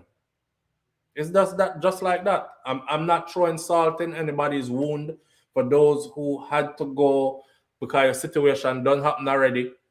You had to go away to make ends meet and your children suffered in the process. All right, we'll learn. It happened already. We'll learn. Let's not keep doing this and let's not pass this on. Because who really suffer? The picnic them. The picnic them really suffer. You have the excuses, but the children are the ones who really suffer. So make us stop do that. All right? Yeah, man. One more thing I'm going to say is this. None of my children, I don't know, so I have 7 kids, right? I could pop my own collar and say none of my children ever went to anybody before they could speak in sentences. And I did that for a reason. So this is not no new journey for me. My oldest is 20-something years old, and he is in university right now. He lives on campus, but he's home for the holidays, and his 2 little brothers are following behind him. I'm big him up all the time and tell him thank you for listening, thank you for spearheading, thank you for showing your brothers, because they're going to follow in their older brothers' footsteps. Not only that, he can tell you, and him are the oldest one, all the way down to the youngest one, none of them have had to get drop off anywhere because we have to go make a living and earn something, because they were all planned. So people, you might have missed the bus, you might have did it another way. Doesn't mean that everybody after you could do it. I'm just showing you an avenue that we can minimize the trauma and the possibilities of trauma where these children are concerned. If this is all about protecting the children, then these are some of the things that we have to fine-tune in order to build this type of insulation, this protection around them. All right? Well, you have to walk, go way up there, so car we don't have no transportation or nothing. You should have never had them yet. Because you never think, say, you live way out there, so you never plan to move. You never know, so by the time the picnic reach certain age and figure out school, and way over, way picnic have to go walk, and that you go send them go do. You have to plan ahead. You have to plan ahead. So if it beat you, and you feel like, say, me attack you, there's nothing I can do about that this morning. But let's be honest, and let's have these conversations and start with change. All right? Now, TV Lifestyle says, I'm grateful, though, that I work hard to not depend on the public assistance. My children are grown and married. They have a healthy life. Grandbabies have healthy upbringing with mom and dad in the house. You did what you had to do, right? And you came out of it where your children are okay. Many came out where they're not okay. But like I said, we're not chastising anybody as in ridiculing you. If your situation happened already, it happened already. But for those who are watching who haven't yet, please make sure say you plan them. Don't be in no rush to have no children either.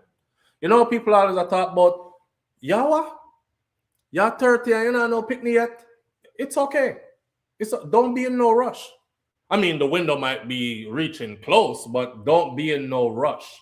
Because if you don't have things in a place, you only bring picnic here, come make them suffer. And if you were ever a child that suffered, then you know firsthand what suffering as a child is. The world is much bigger for adults. So our suffering as adults don't seem so heavy on us. You know, because we have a million different escape routes. You ever remember being a child and having trouble in your life? It did feel like so the whole world will come down upon you, don't. Because you were a child. You never did see any out. You didn't see an out to any problems.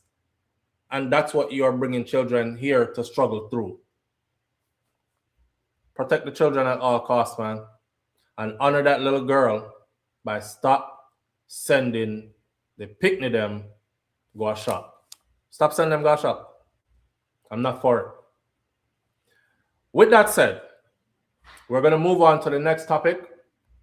And the next topic is going to be the original gold teeth, front teeth, Don Gargan, Ninja Man himself. I was supposed to do an update on Ninja Man and his situation a while now. Ninja Man had started the process to fight for his freedom, his appeal process, but he was using, his attorney was Valerie Nita Robertson, Queen's Counsel. And God bless our soul, Valerie Nita Robertson died. And Ninja had to start all over again. Right? So, on the Ninja Man situation now, it is said that Ninja Man should have never been tried in this case. Ninja Man should have never been tried in this case. This is what I have in front of me.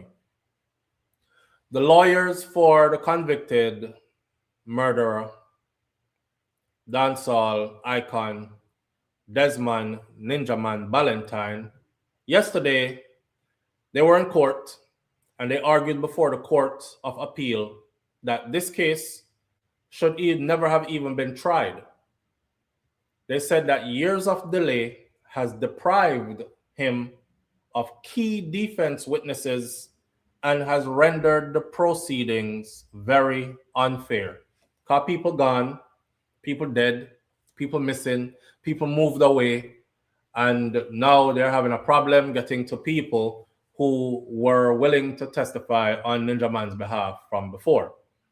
Attorney Robert Fletcher, who represents Ninja Man, said the more than 8 years delay before trial created presumptive prejudice. There was an 8 years delay before he was even tried. And that created presumptive prejudice because witnesses who could have assisted the defense of Ninja Man, some of them died. Others moved away, migrated, before they could even get a chance to testify on his behalf. So he basically went to court with nobody standing in his corner, everybody gone. Fletcher argued that the loss of those witnesses left Ninja Man unable to properly present his case and that the prejudice that was caused by that 8 years of delay could not have been cured by directions that were given to the jury. Presumptive prejudice does not require proof. It arises by the act, is what his attorney said to the courts, urging the appellate judges to consider whether the trial should have proceeded given the circumstances.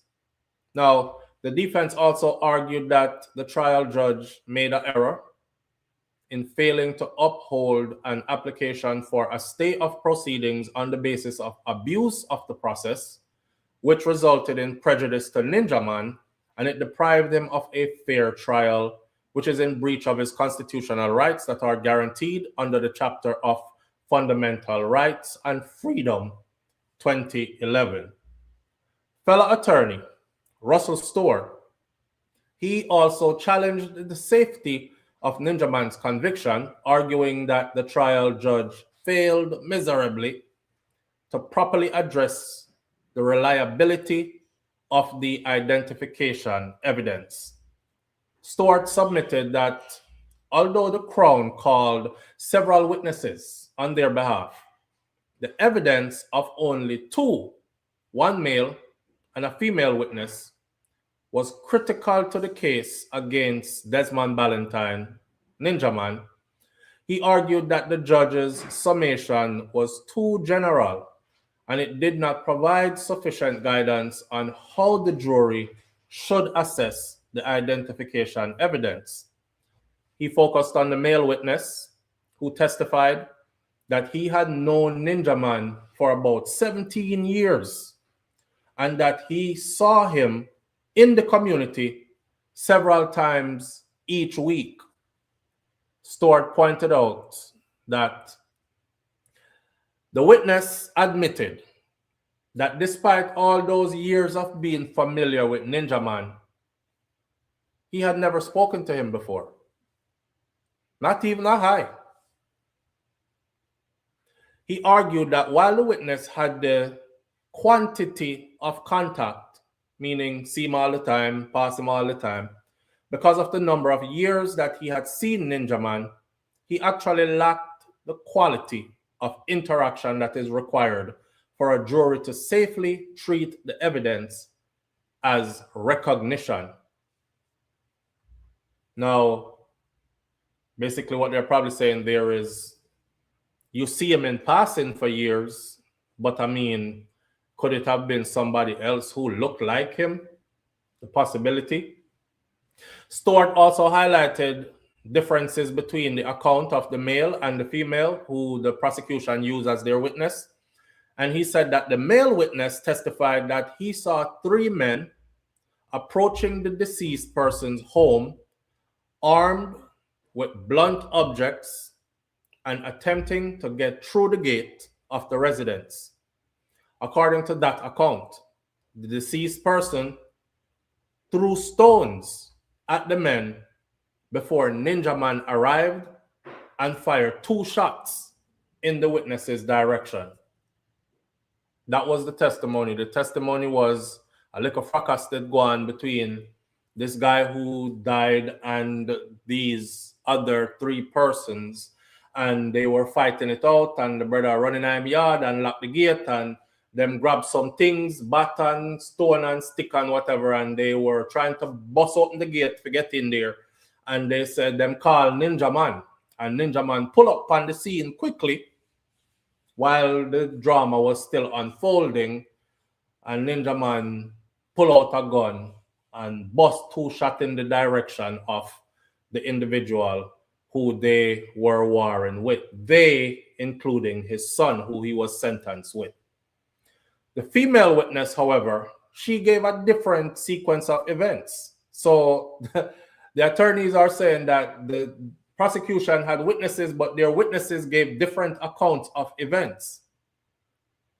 Stewart said, now he told the court that the woman testified that she was inside of the house when she heard what sounded like gunshot.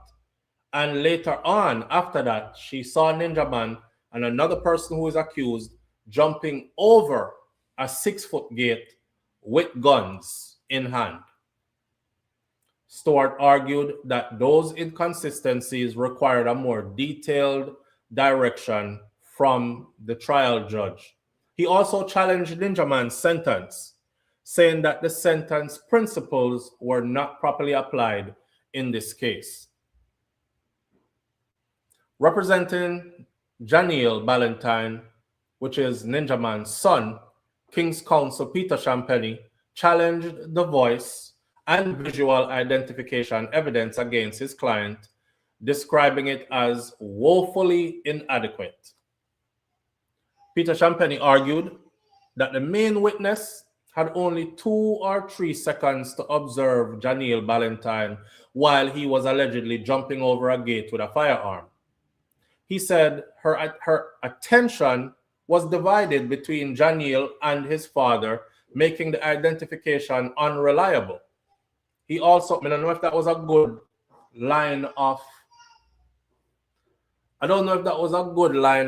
defense right there. That her attention was divided between him and his father. I don't know why that sound like Mr. Champagny tried to get Phoebe client off, which is Ninja Man's son, but left Ninja Man behind bars. Like, my job as an attorney is to free my client. So if you and your daddy do the crime and my job is to free you, then maybe I have to throw your daddy under the bus for free you, but I'm going to do my job in freeing you. That's what I got from that, because why else would the attorneys say, now mind you, I'm not an attorney, and Peter Champagny is a high-end, highly learned and skilled attorney. But when Peter Champagny argued that the main witness had only 2 to 3 seconds to observe Janiel Ballantyne, which is Ninja Man's son, while he was allegedly jumping over a gate with the firearm, he said that her attention was divided between Janiel and Janiel's father. How about you just say she never see them? Just say you didn't see none, you didn't see my client, and I highly doubt his father was there either. Maybe it was 2 people who resemble them. But to say her attention was divided between the 2, which makes the identification unreliable, I don't know. That not gonna do it. Anyway, he also pointed to differences between the witness's trial testimony and her earlier statements. She said 2 different things, including her claim that she saw Ninja Man through a side window, which he said had not previously been disclosed. Because before, her statement said she was in the house, she hear what it sound like gunshot, she go outside, and she see XYZ, Ninja Man with a gun in his hand jumping over the gate, and his son jumping over the gate. But then her earlier statement said she was actually seeing everything happen through a side window in the house. So did you see him do it, or you saw him after it was done? Which, this is what Peter Champagny is pointing out, that she's giving multiple different testimonies. Attorney Samoy Campbell, who also represents Janiel Ballantyne, which is Ninja Man's son, argued that the trial judge misdirected the jury to joint enterprise by following foresight to operate as an alternative to intention, contrary to R.V. Jogi. We don't know what that is, we have to go look that up. So she submitted that no witness identified who fired the fatal shot and argued that the evidence did not establish that her client shared the intention required for murder. Nobody saw them shoot. Campbell also alleged that Janiel Ballantyne's sentence, saying that the judge failed to properly consider the mitigating factors, including his lack of previous convictions, favorable social inquiry report, time spent in custody already leading up to trial date, remember it took 8 years. Attorney Zara Lewis, representing Dennis Clayton, urged the courts to squash his conviction, arguing that the prosecution failed to prove that Clayton shared the intention that is required for murder.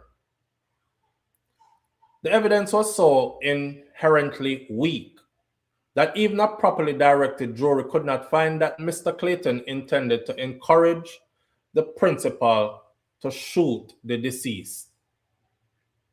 She argued that while Clayton, this is another person who is involved, so she argued in court that while Clayton was linked to earlier confrontations involving stones and other weapons, because there was a fight before and everybody did see him, and them say, yes, him did that, you fling big stone and you stick and lick the man and all these things, there was no evidence that he knew that a firearm would be produced, and there was no evidence that he participated in the actual killing of Ricardo Johnson.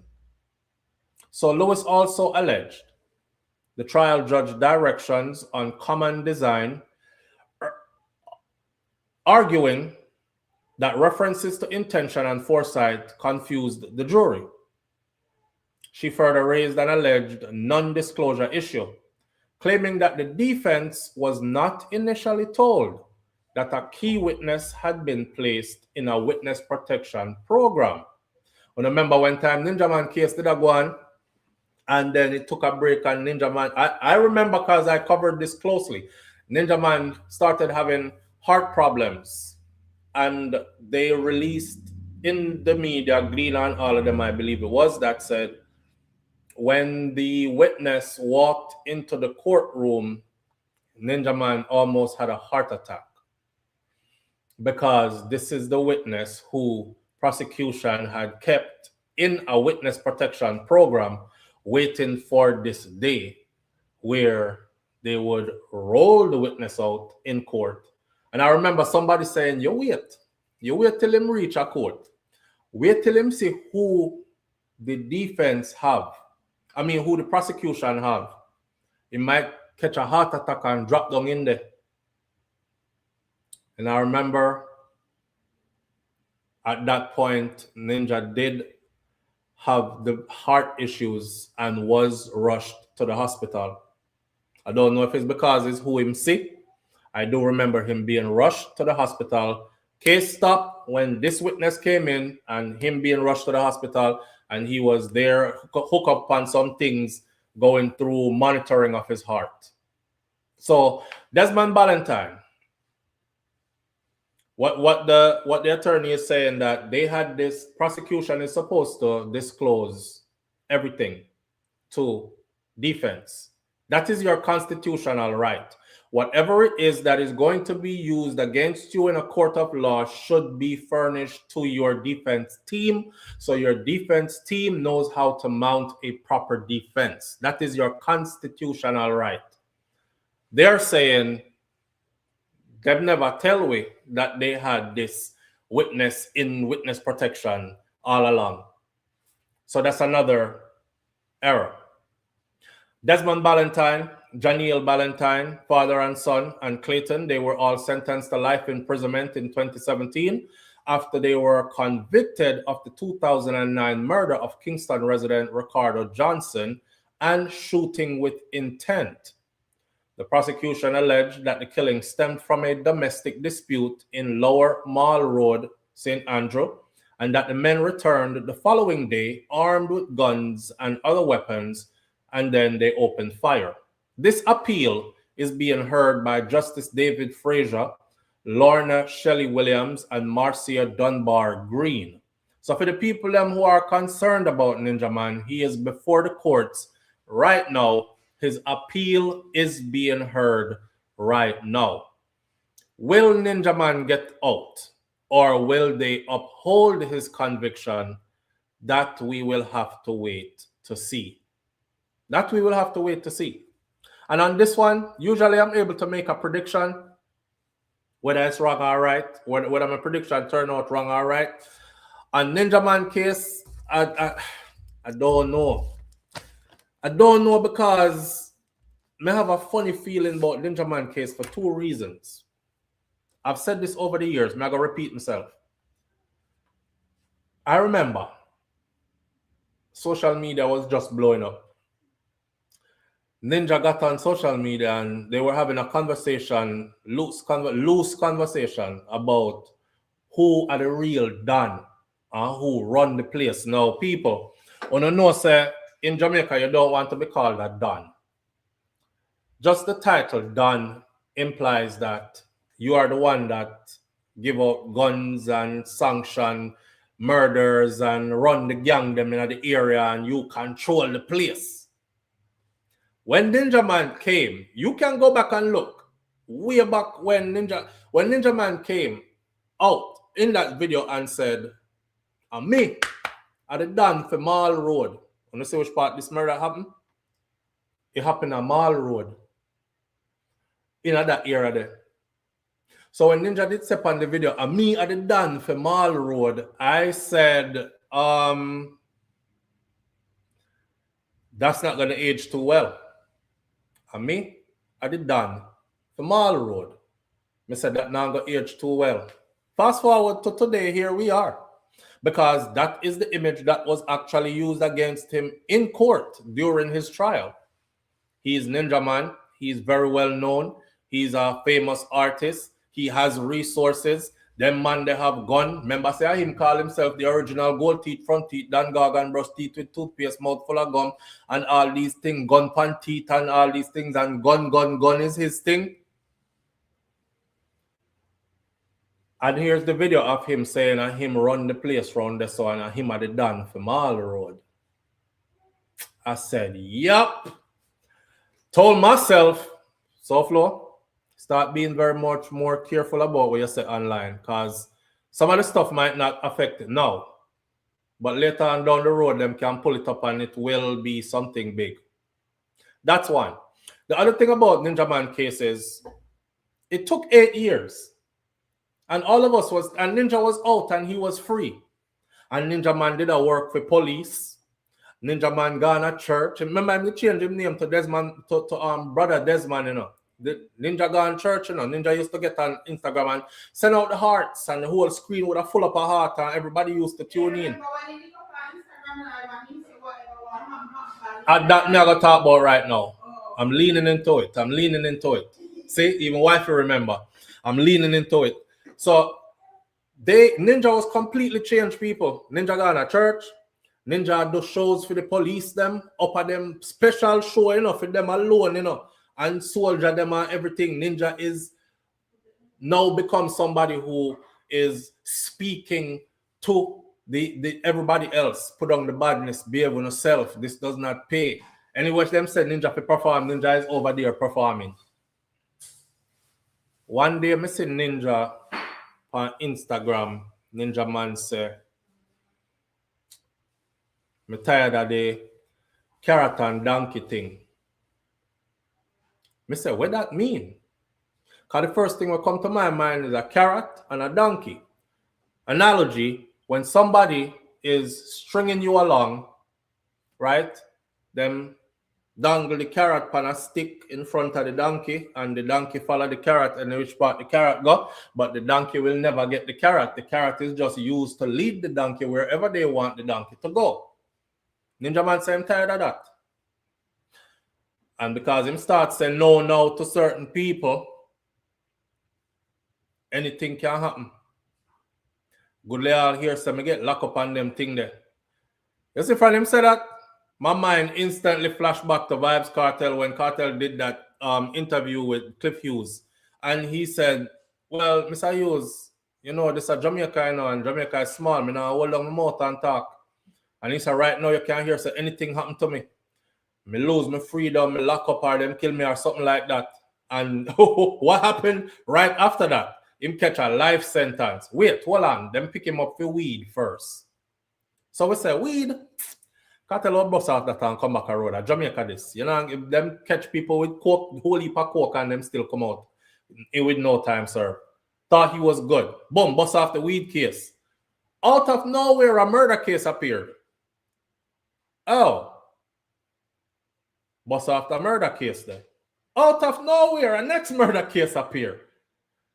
I said, okay. I see what's happening. I don't think he coming out of this one. He must go fight hard to come out of that one. Yeah. Y'all see what happened. 13 years later, all the way I go to Privy Council. How much $10 million in US spent to get his freedom? All right. So when Ninja Man now said what he said, it was very reminiscent of what Vibes Cartel said and how his case turned out. And I said, yep, somebody was dangling the carrot in front of Ninja, and Ninja was the donkey following the carrot. Him tired of it. And he can't say no to something behind the scene, but him no want to say where it is. And he don't want to say who it is. So I went looking, because I know some like to dig. So I went looking to see who is Ninja Man signed to, who is Ninja Man doing business with, and maybe the business gone sour. Somebody who of prominence. Because I saw them control the artists, them, you know, some of my artists, them, you know. You go perform for all of my show them. See? Yeah. And I hold a thing over here, so. And I put you on the flyer, and you go perform, and I have a little 20 grand for you. And the artist has said, 20 grand? Like, a 1.5 mil me perform for, and my base pay that. A Ninja Man, my name, you know. We're talking about 1.5 million Jamaican dollar, you know, and only for money that to them artists here, 6,000, 7,000 US. And a man I tell you, say, he might give you a couple thousand Jamaican. But he has the carrot in front of you, the donkey. So to keep your freedom, well, remember, you know, we have a case. We can call up the case at any time. See? So you do or you don't do. Ninja got tired of that shit. Ninja Man said, me not do no more of that. I'm done. Make them do what they want to do. So any day now when you can't hear, say, anything happened to me. I said, that's exactly what Vibes Cartel said. You know, say Ninja got prison. Just like that, I said, you know, say Ninja got prison. Go look on my old video them. I covered the whole thing. Ninja Man ended up getting a life sentence. So for me to sit here and predict now what the outcome of his appeal is going to be, I can't predict it because in my mind, I think, I'm not saying I was there. I saw who killed the person and what happened there. But I followed Ninja Man case and I thought the testimonies were shaky. I thought it took too long. 8 years later, I thought just weird, a whole lot of weird stuff happened in Ninja Man's case. And then how it ended with him making that statement, I was like, damn, he not doing no Bojangles dancing no more. They coming for him. And I said out loud, you know, so Ninja Man got prison. And so said, so done. He ended up there. So we can't call it where this gonna be. We just have to see what. Put it like this. When the system wants you see, for whatever the reason is, when the system wants you, the system is going to have you unless you have money well long like cartel money to fight them. And your money have to be really long to fight them. It's not too many people like in this level. We're talking people who started out from ghetto youth and then make it successfully through music and entertainment, and then they're able to, half of them, more than half of them, 90-something% of them can't get themselves out because their money not long enough. Right now, if Ninja lose him appeal in Jamaica, he have to go through the same appeals people to get permission for them tell him, say, carry go on to England then, make me see what you can do with it. Is it true? Cartel didn't know say fee money long like train, and we outside never understood. Remember when time his appeal went to the Jamaica Appeal Board, and I remember Cartel said, oh, we already know what for them decision are gonna be. So hurry up and say what I say, I make Senate go England. And I was like, damn. I say, hey boy, stop talk. Cause I try to get you out. The man like, and then me say, you know, say his spirit is super resilient, you know, because it was like, F them, I don't give up. I'm in here. Yeah, me know what I go say already. Hurry up and make a decision, because we already know what it is on a freeway. Send it to England. Make us see what happened then. That was Cartel. He actually said that. I want to see what happened to him case. Send it go to England. Make us see what happened then. Them send it go to England, see it them free. Me don't know if Ninja Man have them kind of resources there to send it go to England, because it costs a whole heap of money to send it go to England. So I don't know if he has those resources or if he has people in his corner who are willing to put that up for him. So I can't call his. His case is just complicated what the outcome is going to be. I'm going to keep a close eye on him case. And of course, we're going to see what happened. He probably has a lot of info on people. Him get paged. Y'all go watch his last conversation on IG. Ninja last conversation on IG told me everything. That wasn't Ninja Man. The days leading up to that last conversation on IG, Ninja Man looked different. He was acting different, like him did down, like something did bother him severely, and then him just come out and just say it. You know, me can't hold it no more, me just gotta say, and him just come out and just say it. And when he said what he said, I said he's going to prison. He's tired of dancing for somebody. You know what I mean by dancing for somebody? Somebody a pull the strings, and he has to follow along.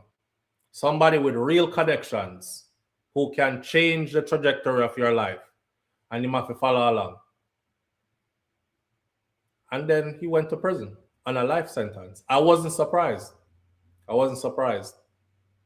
You know, in Ninja Man case, just like any other case, all I ask for is irrefutable proof that what the person is accused of is what they did. That comes through proper police investigation and gathering of evidence and preservation of evidence and presentation of evidence. Once you show me, say that, and it's him do it, and I can't argue back because I can't see no way out of it, hey, I'm riding right along with it. The victim's family deserves justice. You should have never done the crime if you don't want to do the time. Go and go do your time. I don't care how legendary you are. I don't care how nice your tune them is. I don't care how skilled you are on the microphone. Because I know that Ninja Man is all of those things. He's legendary. Ninja Man is the first dancehall artist, according to other big dancehall artists from back in them time till now, that had people fly into Jamaica with a attaché case. And remember when people used to carry a briefcase? Why for the briefcase, but back in the day, it wasn't no why, it was just a briefcase. Them say a man fly in with a briefcase handcuffed to his wrist. And them say, when man move so, like the briefcase handcuffed to the man's wrist. Him reached Jamaica and he only wanted to see Ninja Man. And when he met with Ninja Man, he opened up the briefcase and it was all US dollars, a briefcase full with the money layout like in one of them drugs movie there. So Ninja been there, you know, Ninja been see the world and got his worth, and you know him story already. Him smoke it out and party it out and dash it away and all these things. These are things that Ninja Man has told the world itself. It's nothing new. He had his experience. I laughed so till my side hurt me one day when Ninja Man said, well, you know, me did have to go try it first before me can tell you what it is about. So I can't tell you say drugs bad if me don't know say drugs them bad for real. So, you know, I'm going to try it out, and him did try out some crack or coke and them thing them. Did upon it, but him say, I do those things no more. So Ninja has had his ups and downs. He's had his ups and downs. If him do it, and he should do the time for it if he did it.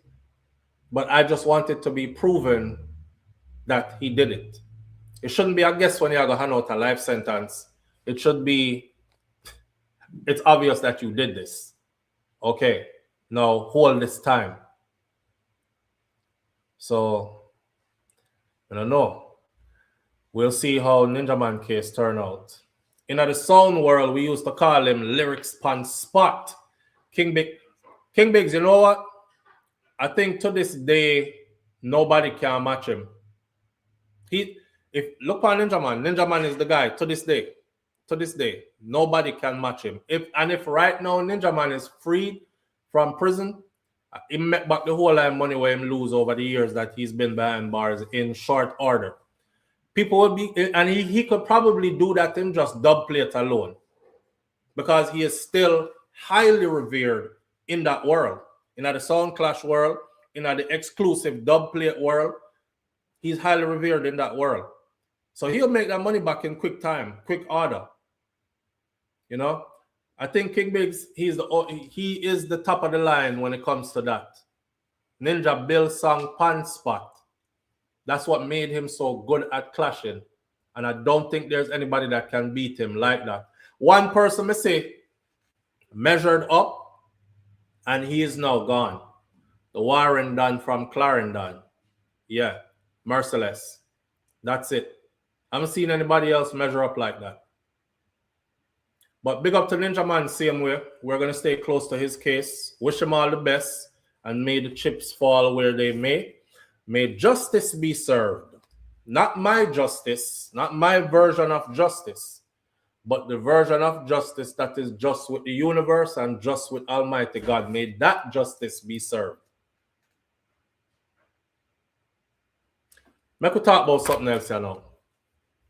I'm going to change the screen, and let's go into this one right here.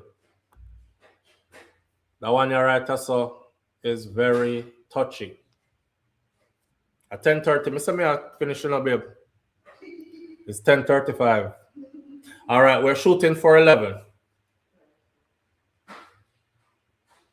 And I'll do that on a different video.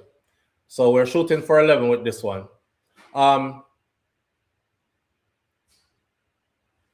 This story right here is about, if you look at the screen right here, right? You see the guy, the clean-shaven guy right there? Would you believe me if I told you that this man, in this picture, he was in his 60s? In this picture, he was in his 60s.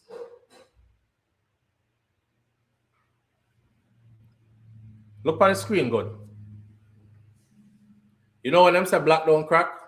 That's his son. And him over there in the suit. In this picture, he was in his 60s. The brother take care of himself good. The person you are looking at right here is a opera singer, a world-class opera singer that has toured the world and performed for the best of them. Now, his son, who you see next to him here, ended up looking like this. Here. This is him behind bars for what he did to him, his father. It is said that the son butchered his father, his Grammy-nominated father. His name is Jubilant Sykes. On a Monday night, he was in court. He was whining for his mother. The son was whining for his mother. But this all started when he stabbed his father 73 times as his mom was upstairs in the shower, just having her shower. A chilling autopsy revealed that world-renowned opera singer, Grammy-nominated opera singer, Jubilant Sykes was stabbed over 73 times. The baritone singer who passed away at 71 years old. This is him in his last performance. That is a 71-year-old man you're looking at. This is a late 60s man you're looking at. He accomplished a lot in life. He took care of himself also. This was in December of 2025, and this was in his California home. He was found to be stabbed more than 73 times, with 68 of those wounds being what they call sharp force injuries, and 5 being attributed to blunt force. His son, Mika, was arrested for his father's killing and was charged with his father's murder, and he is being held at the Santa Monica jail still. Now, Mika, 32 years old, as he was attacking his father, his wife, Cecilia, she was upstairs showering when she heard her husband yelling out for her to call 911, call 911. This revelation comes as Megan Kelly shared her verdict on the singer's D4VD murder case charges and was talking about this one as well. That's another story that we're going to cover later on. So when she came out of the shower, she saw their adult son right here standing over his dad, still stabbing him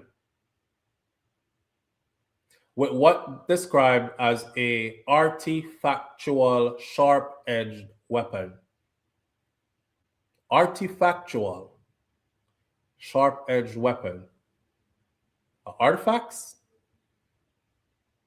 A spear from off of one of his African statues in his house?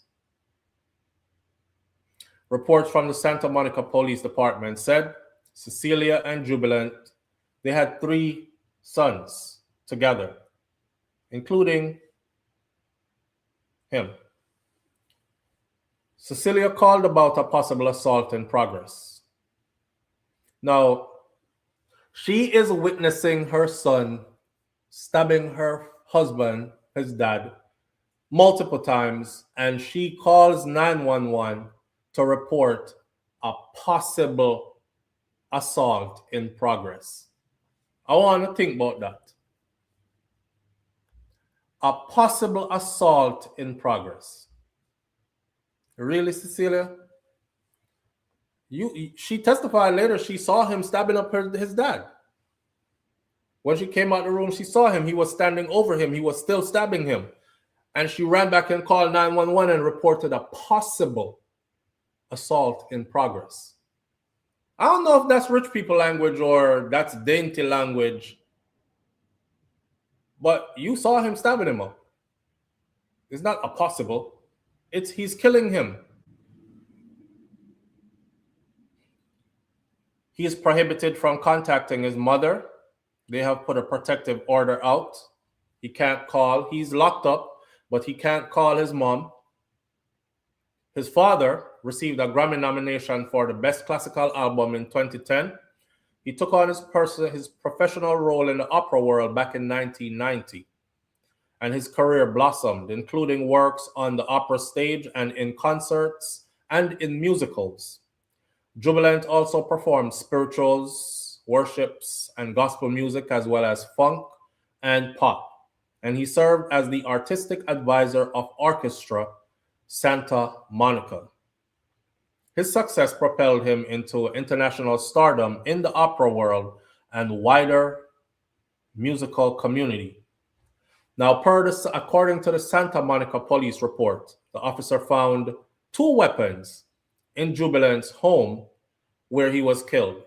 They found a hunting curved blade knife with a blade roughly 9 inches long and 2 inches wide.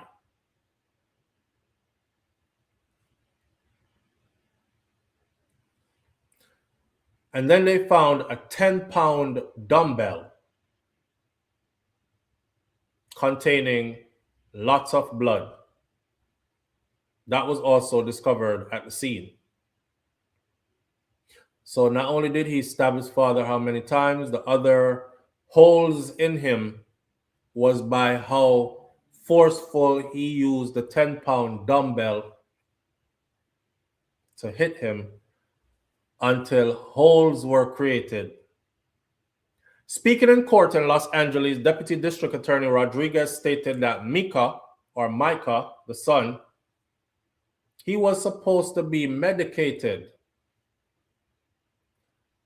or under medication, but they don't know if he had been following his doctor's orders and taking his medication.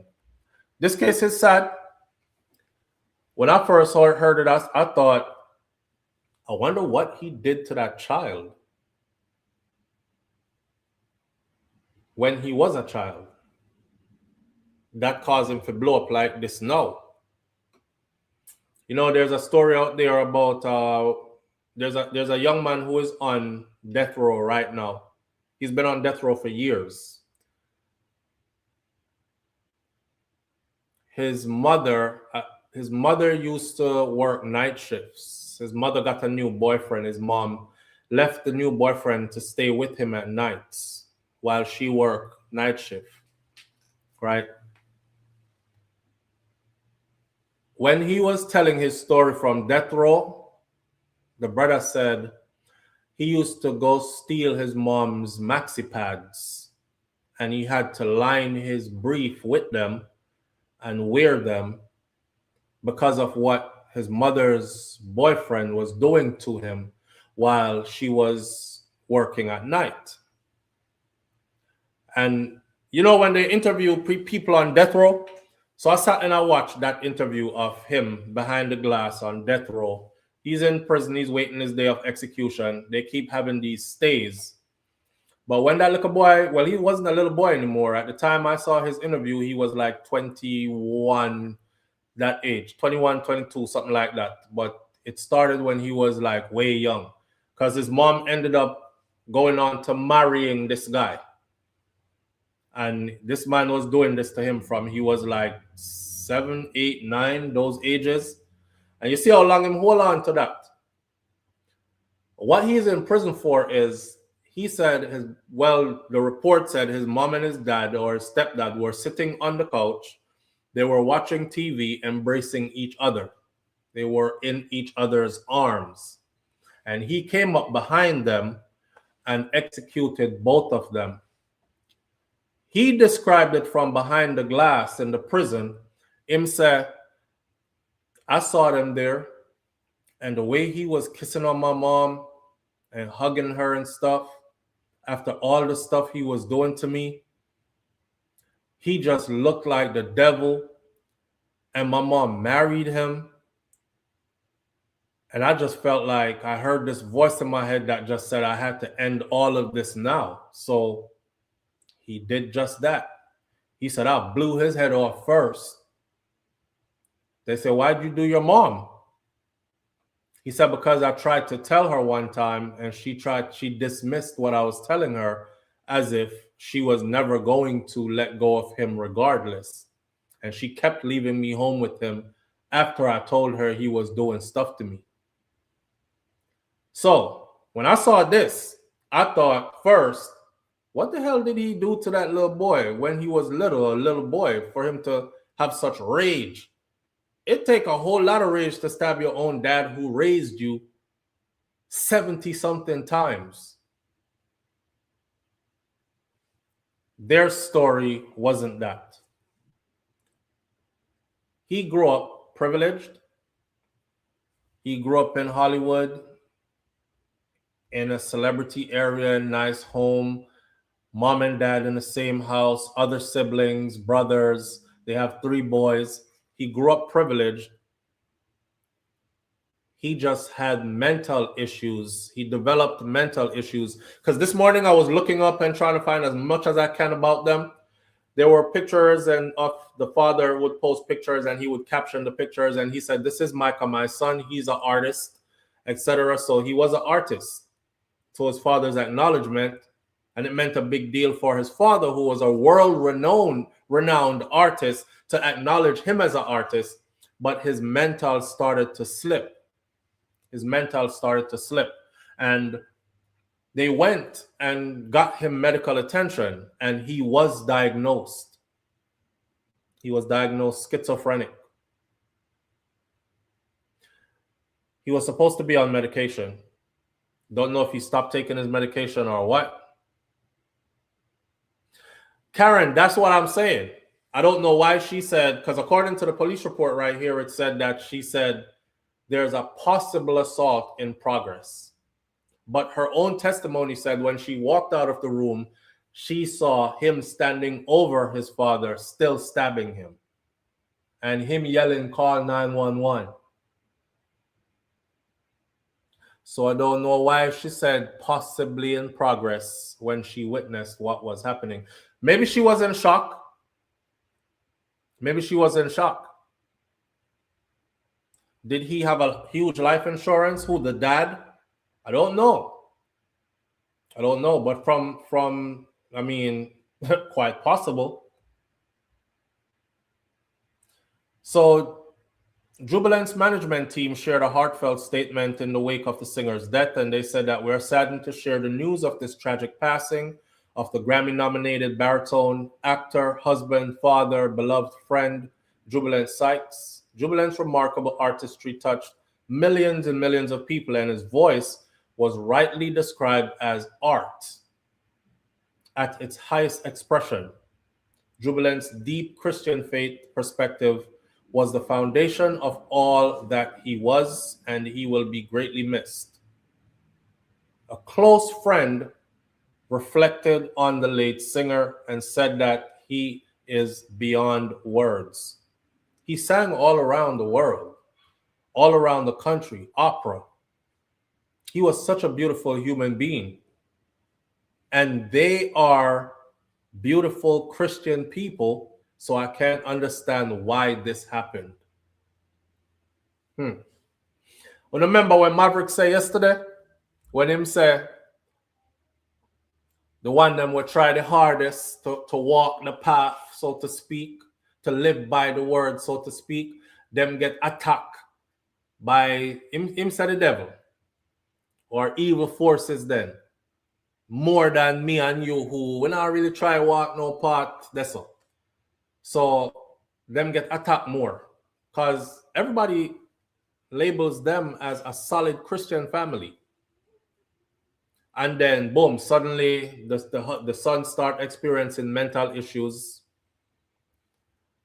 And then next thing him take it out on the father, a devout Christian who sings opera for a living and acts for a living, ends up being stabbed 70-something times by his son.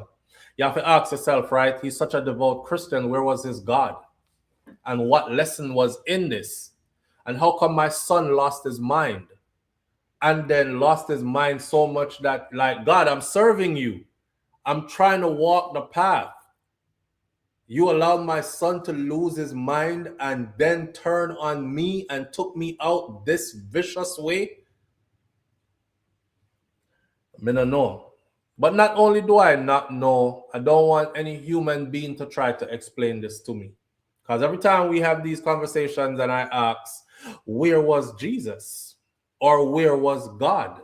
Their Christian God. Where was the Christian God in this? If they were indeed, like everybody described them to be, a solid Christian family. That's a horrible death. That's a horrible death. I think the mother was shocked. And I think when she called 911, she didn't know what to say. I don't think she knew what to say. I don't think she knew how to word it.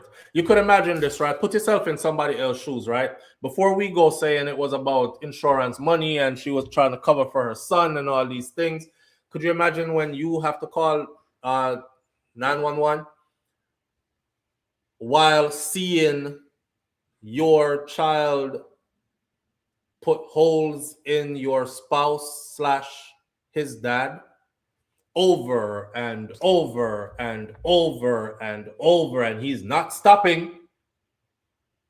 You know how horrific that is? That would shock anybody who is not used to crime and violence. Mr. Two-man fight at Jamaica already, right? And one had a piece of steel, like the steel where we use the rebar, them where we use build the houses in Jamaica. One had a nice size piece of that steel there. And another one had a machete or a machete.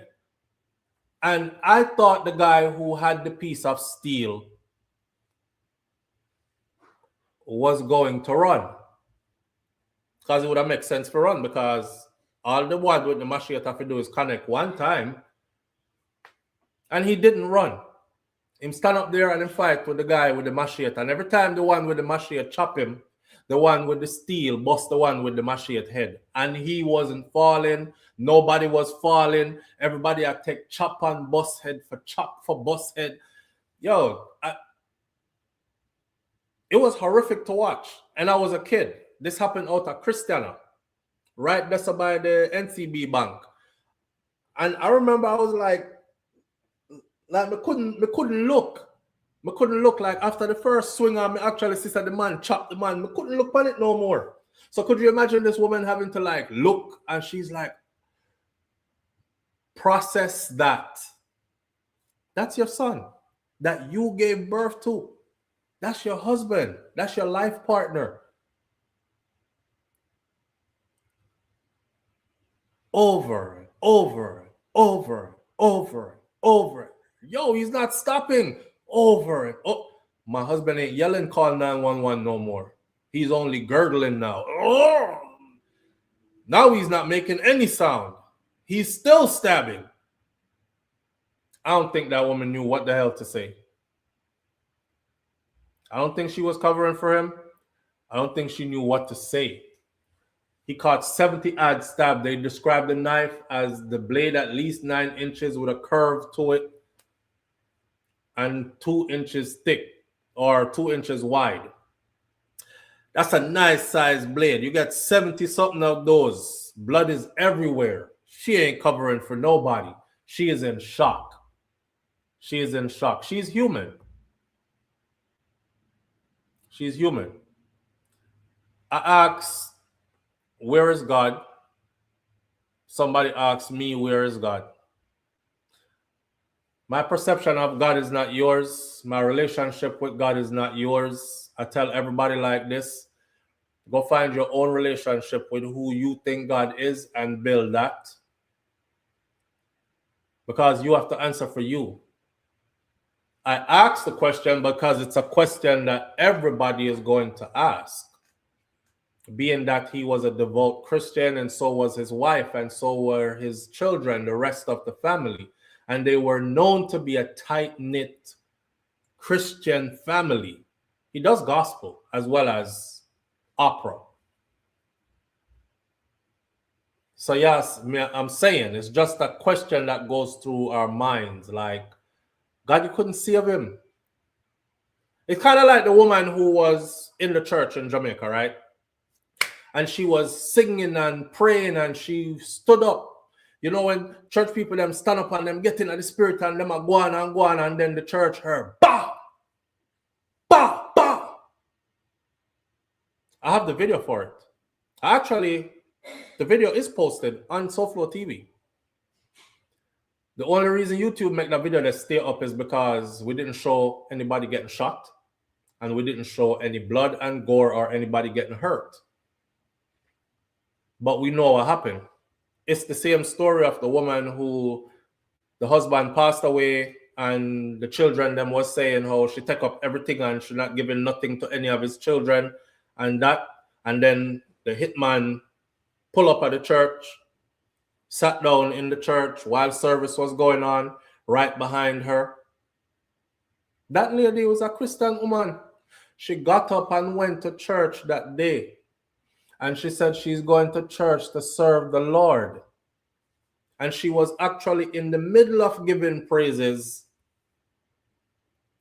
when, bam, and more gunshot. I could see the person who was on the pulpit, the woman, she was preaching. The first, bam, she froze. her eyes went to where it was happening. The second gunshot go off, everybody starts scatter. You have to ask yourself, God couldn't save me? Like I'm in the middle of giving you praises. You couldn't at least if this is how you design my for me to go out this way, why you didn't wait? At least wait till after me did done. I don't know. These are just human questions that I have. You know, I find church people very sensitive when they have no logical answer to your question. Instead of just telling me, say, listen, it's not everything we know. We can't explain everything. We are not see all, know all. Instead of that, then we have your, you know, how dare you question God? And them answer with animosity. Some church people, it's okay to just tell somebody, say, you don't know. You yourself don't know. You don't have all the answers, okay? Nobody never expect you to have all the answers. We did just ask you some question because we are church people. And we did want to know if there's something that we might have missed. But don't answer aggressively and don't answer with animosity or defensively then. We're not attacking, we're just asking. Cool? Cool. Most time parents worship them spoiled children regardless. So this is what I'm going to end this by saying. Come say we are shoot for 11 o'clock to finish. We were supposed to be done at 10:30. It's 11. Lulu Ridges says most time parents worship their spoiled, evil children more than God, regardless of what they do. So ultimately, the child is used to deal with the problem. That's deep, Lulu. That's deep.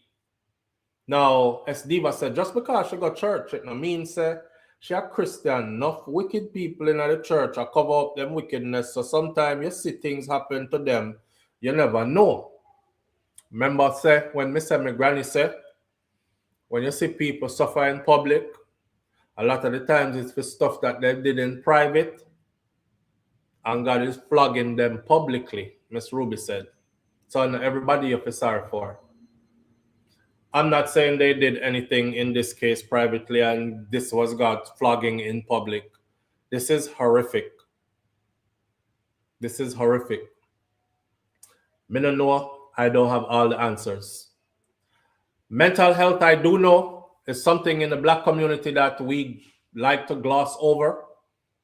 Still, even in the United States of America, where they have way more resources and more teaching, more information, everything, the Black community still glosses over mental health until it reached like this. So maybe we need to look more into that and pay more attention to that. But it still goes back to what I said before. I don't think if you're 30-something years old, you should be living in my house if you're giving me problems. If I can afford to put you somewhere, I probably would. I'm very sketchy about where I live, where I rest my head, where I lay down, close my eyes, and go into REM sleep and don't know what's going around me. So if me and you even have the slightest of disagreements, I kind of don't want you around me when I'm going to sleep.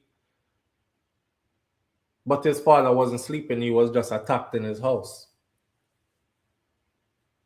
How long do you keep your children in your house? And how much are you willing to put up with your children? That's a question for another conversation that's going to be long. But we're going to leave it here today.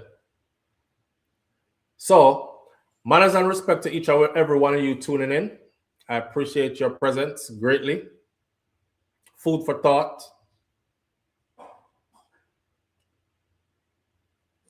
Just remember, say you don't have all the answers. None of us do. Walk good. Like my granny, Miss Ruby said, be good. If you can't be good, be careful. But it's best to be good. And like my grandfather, Mas Cleavy said, I will see you tomorrow. If God spare life.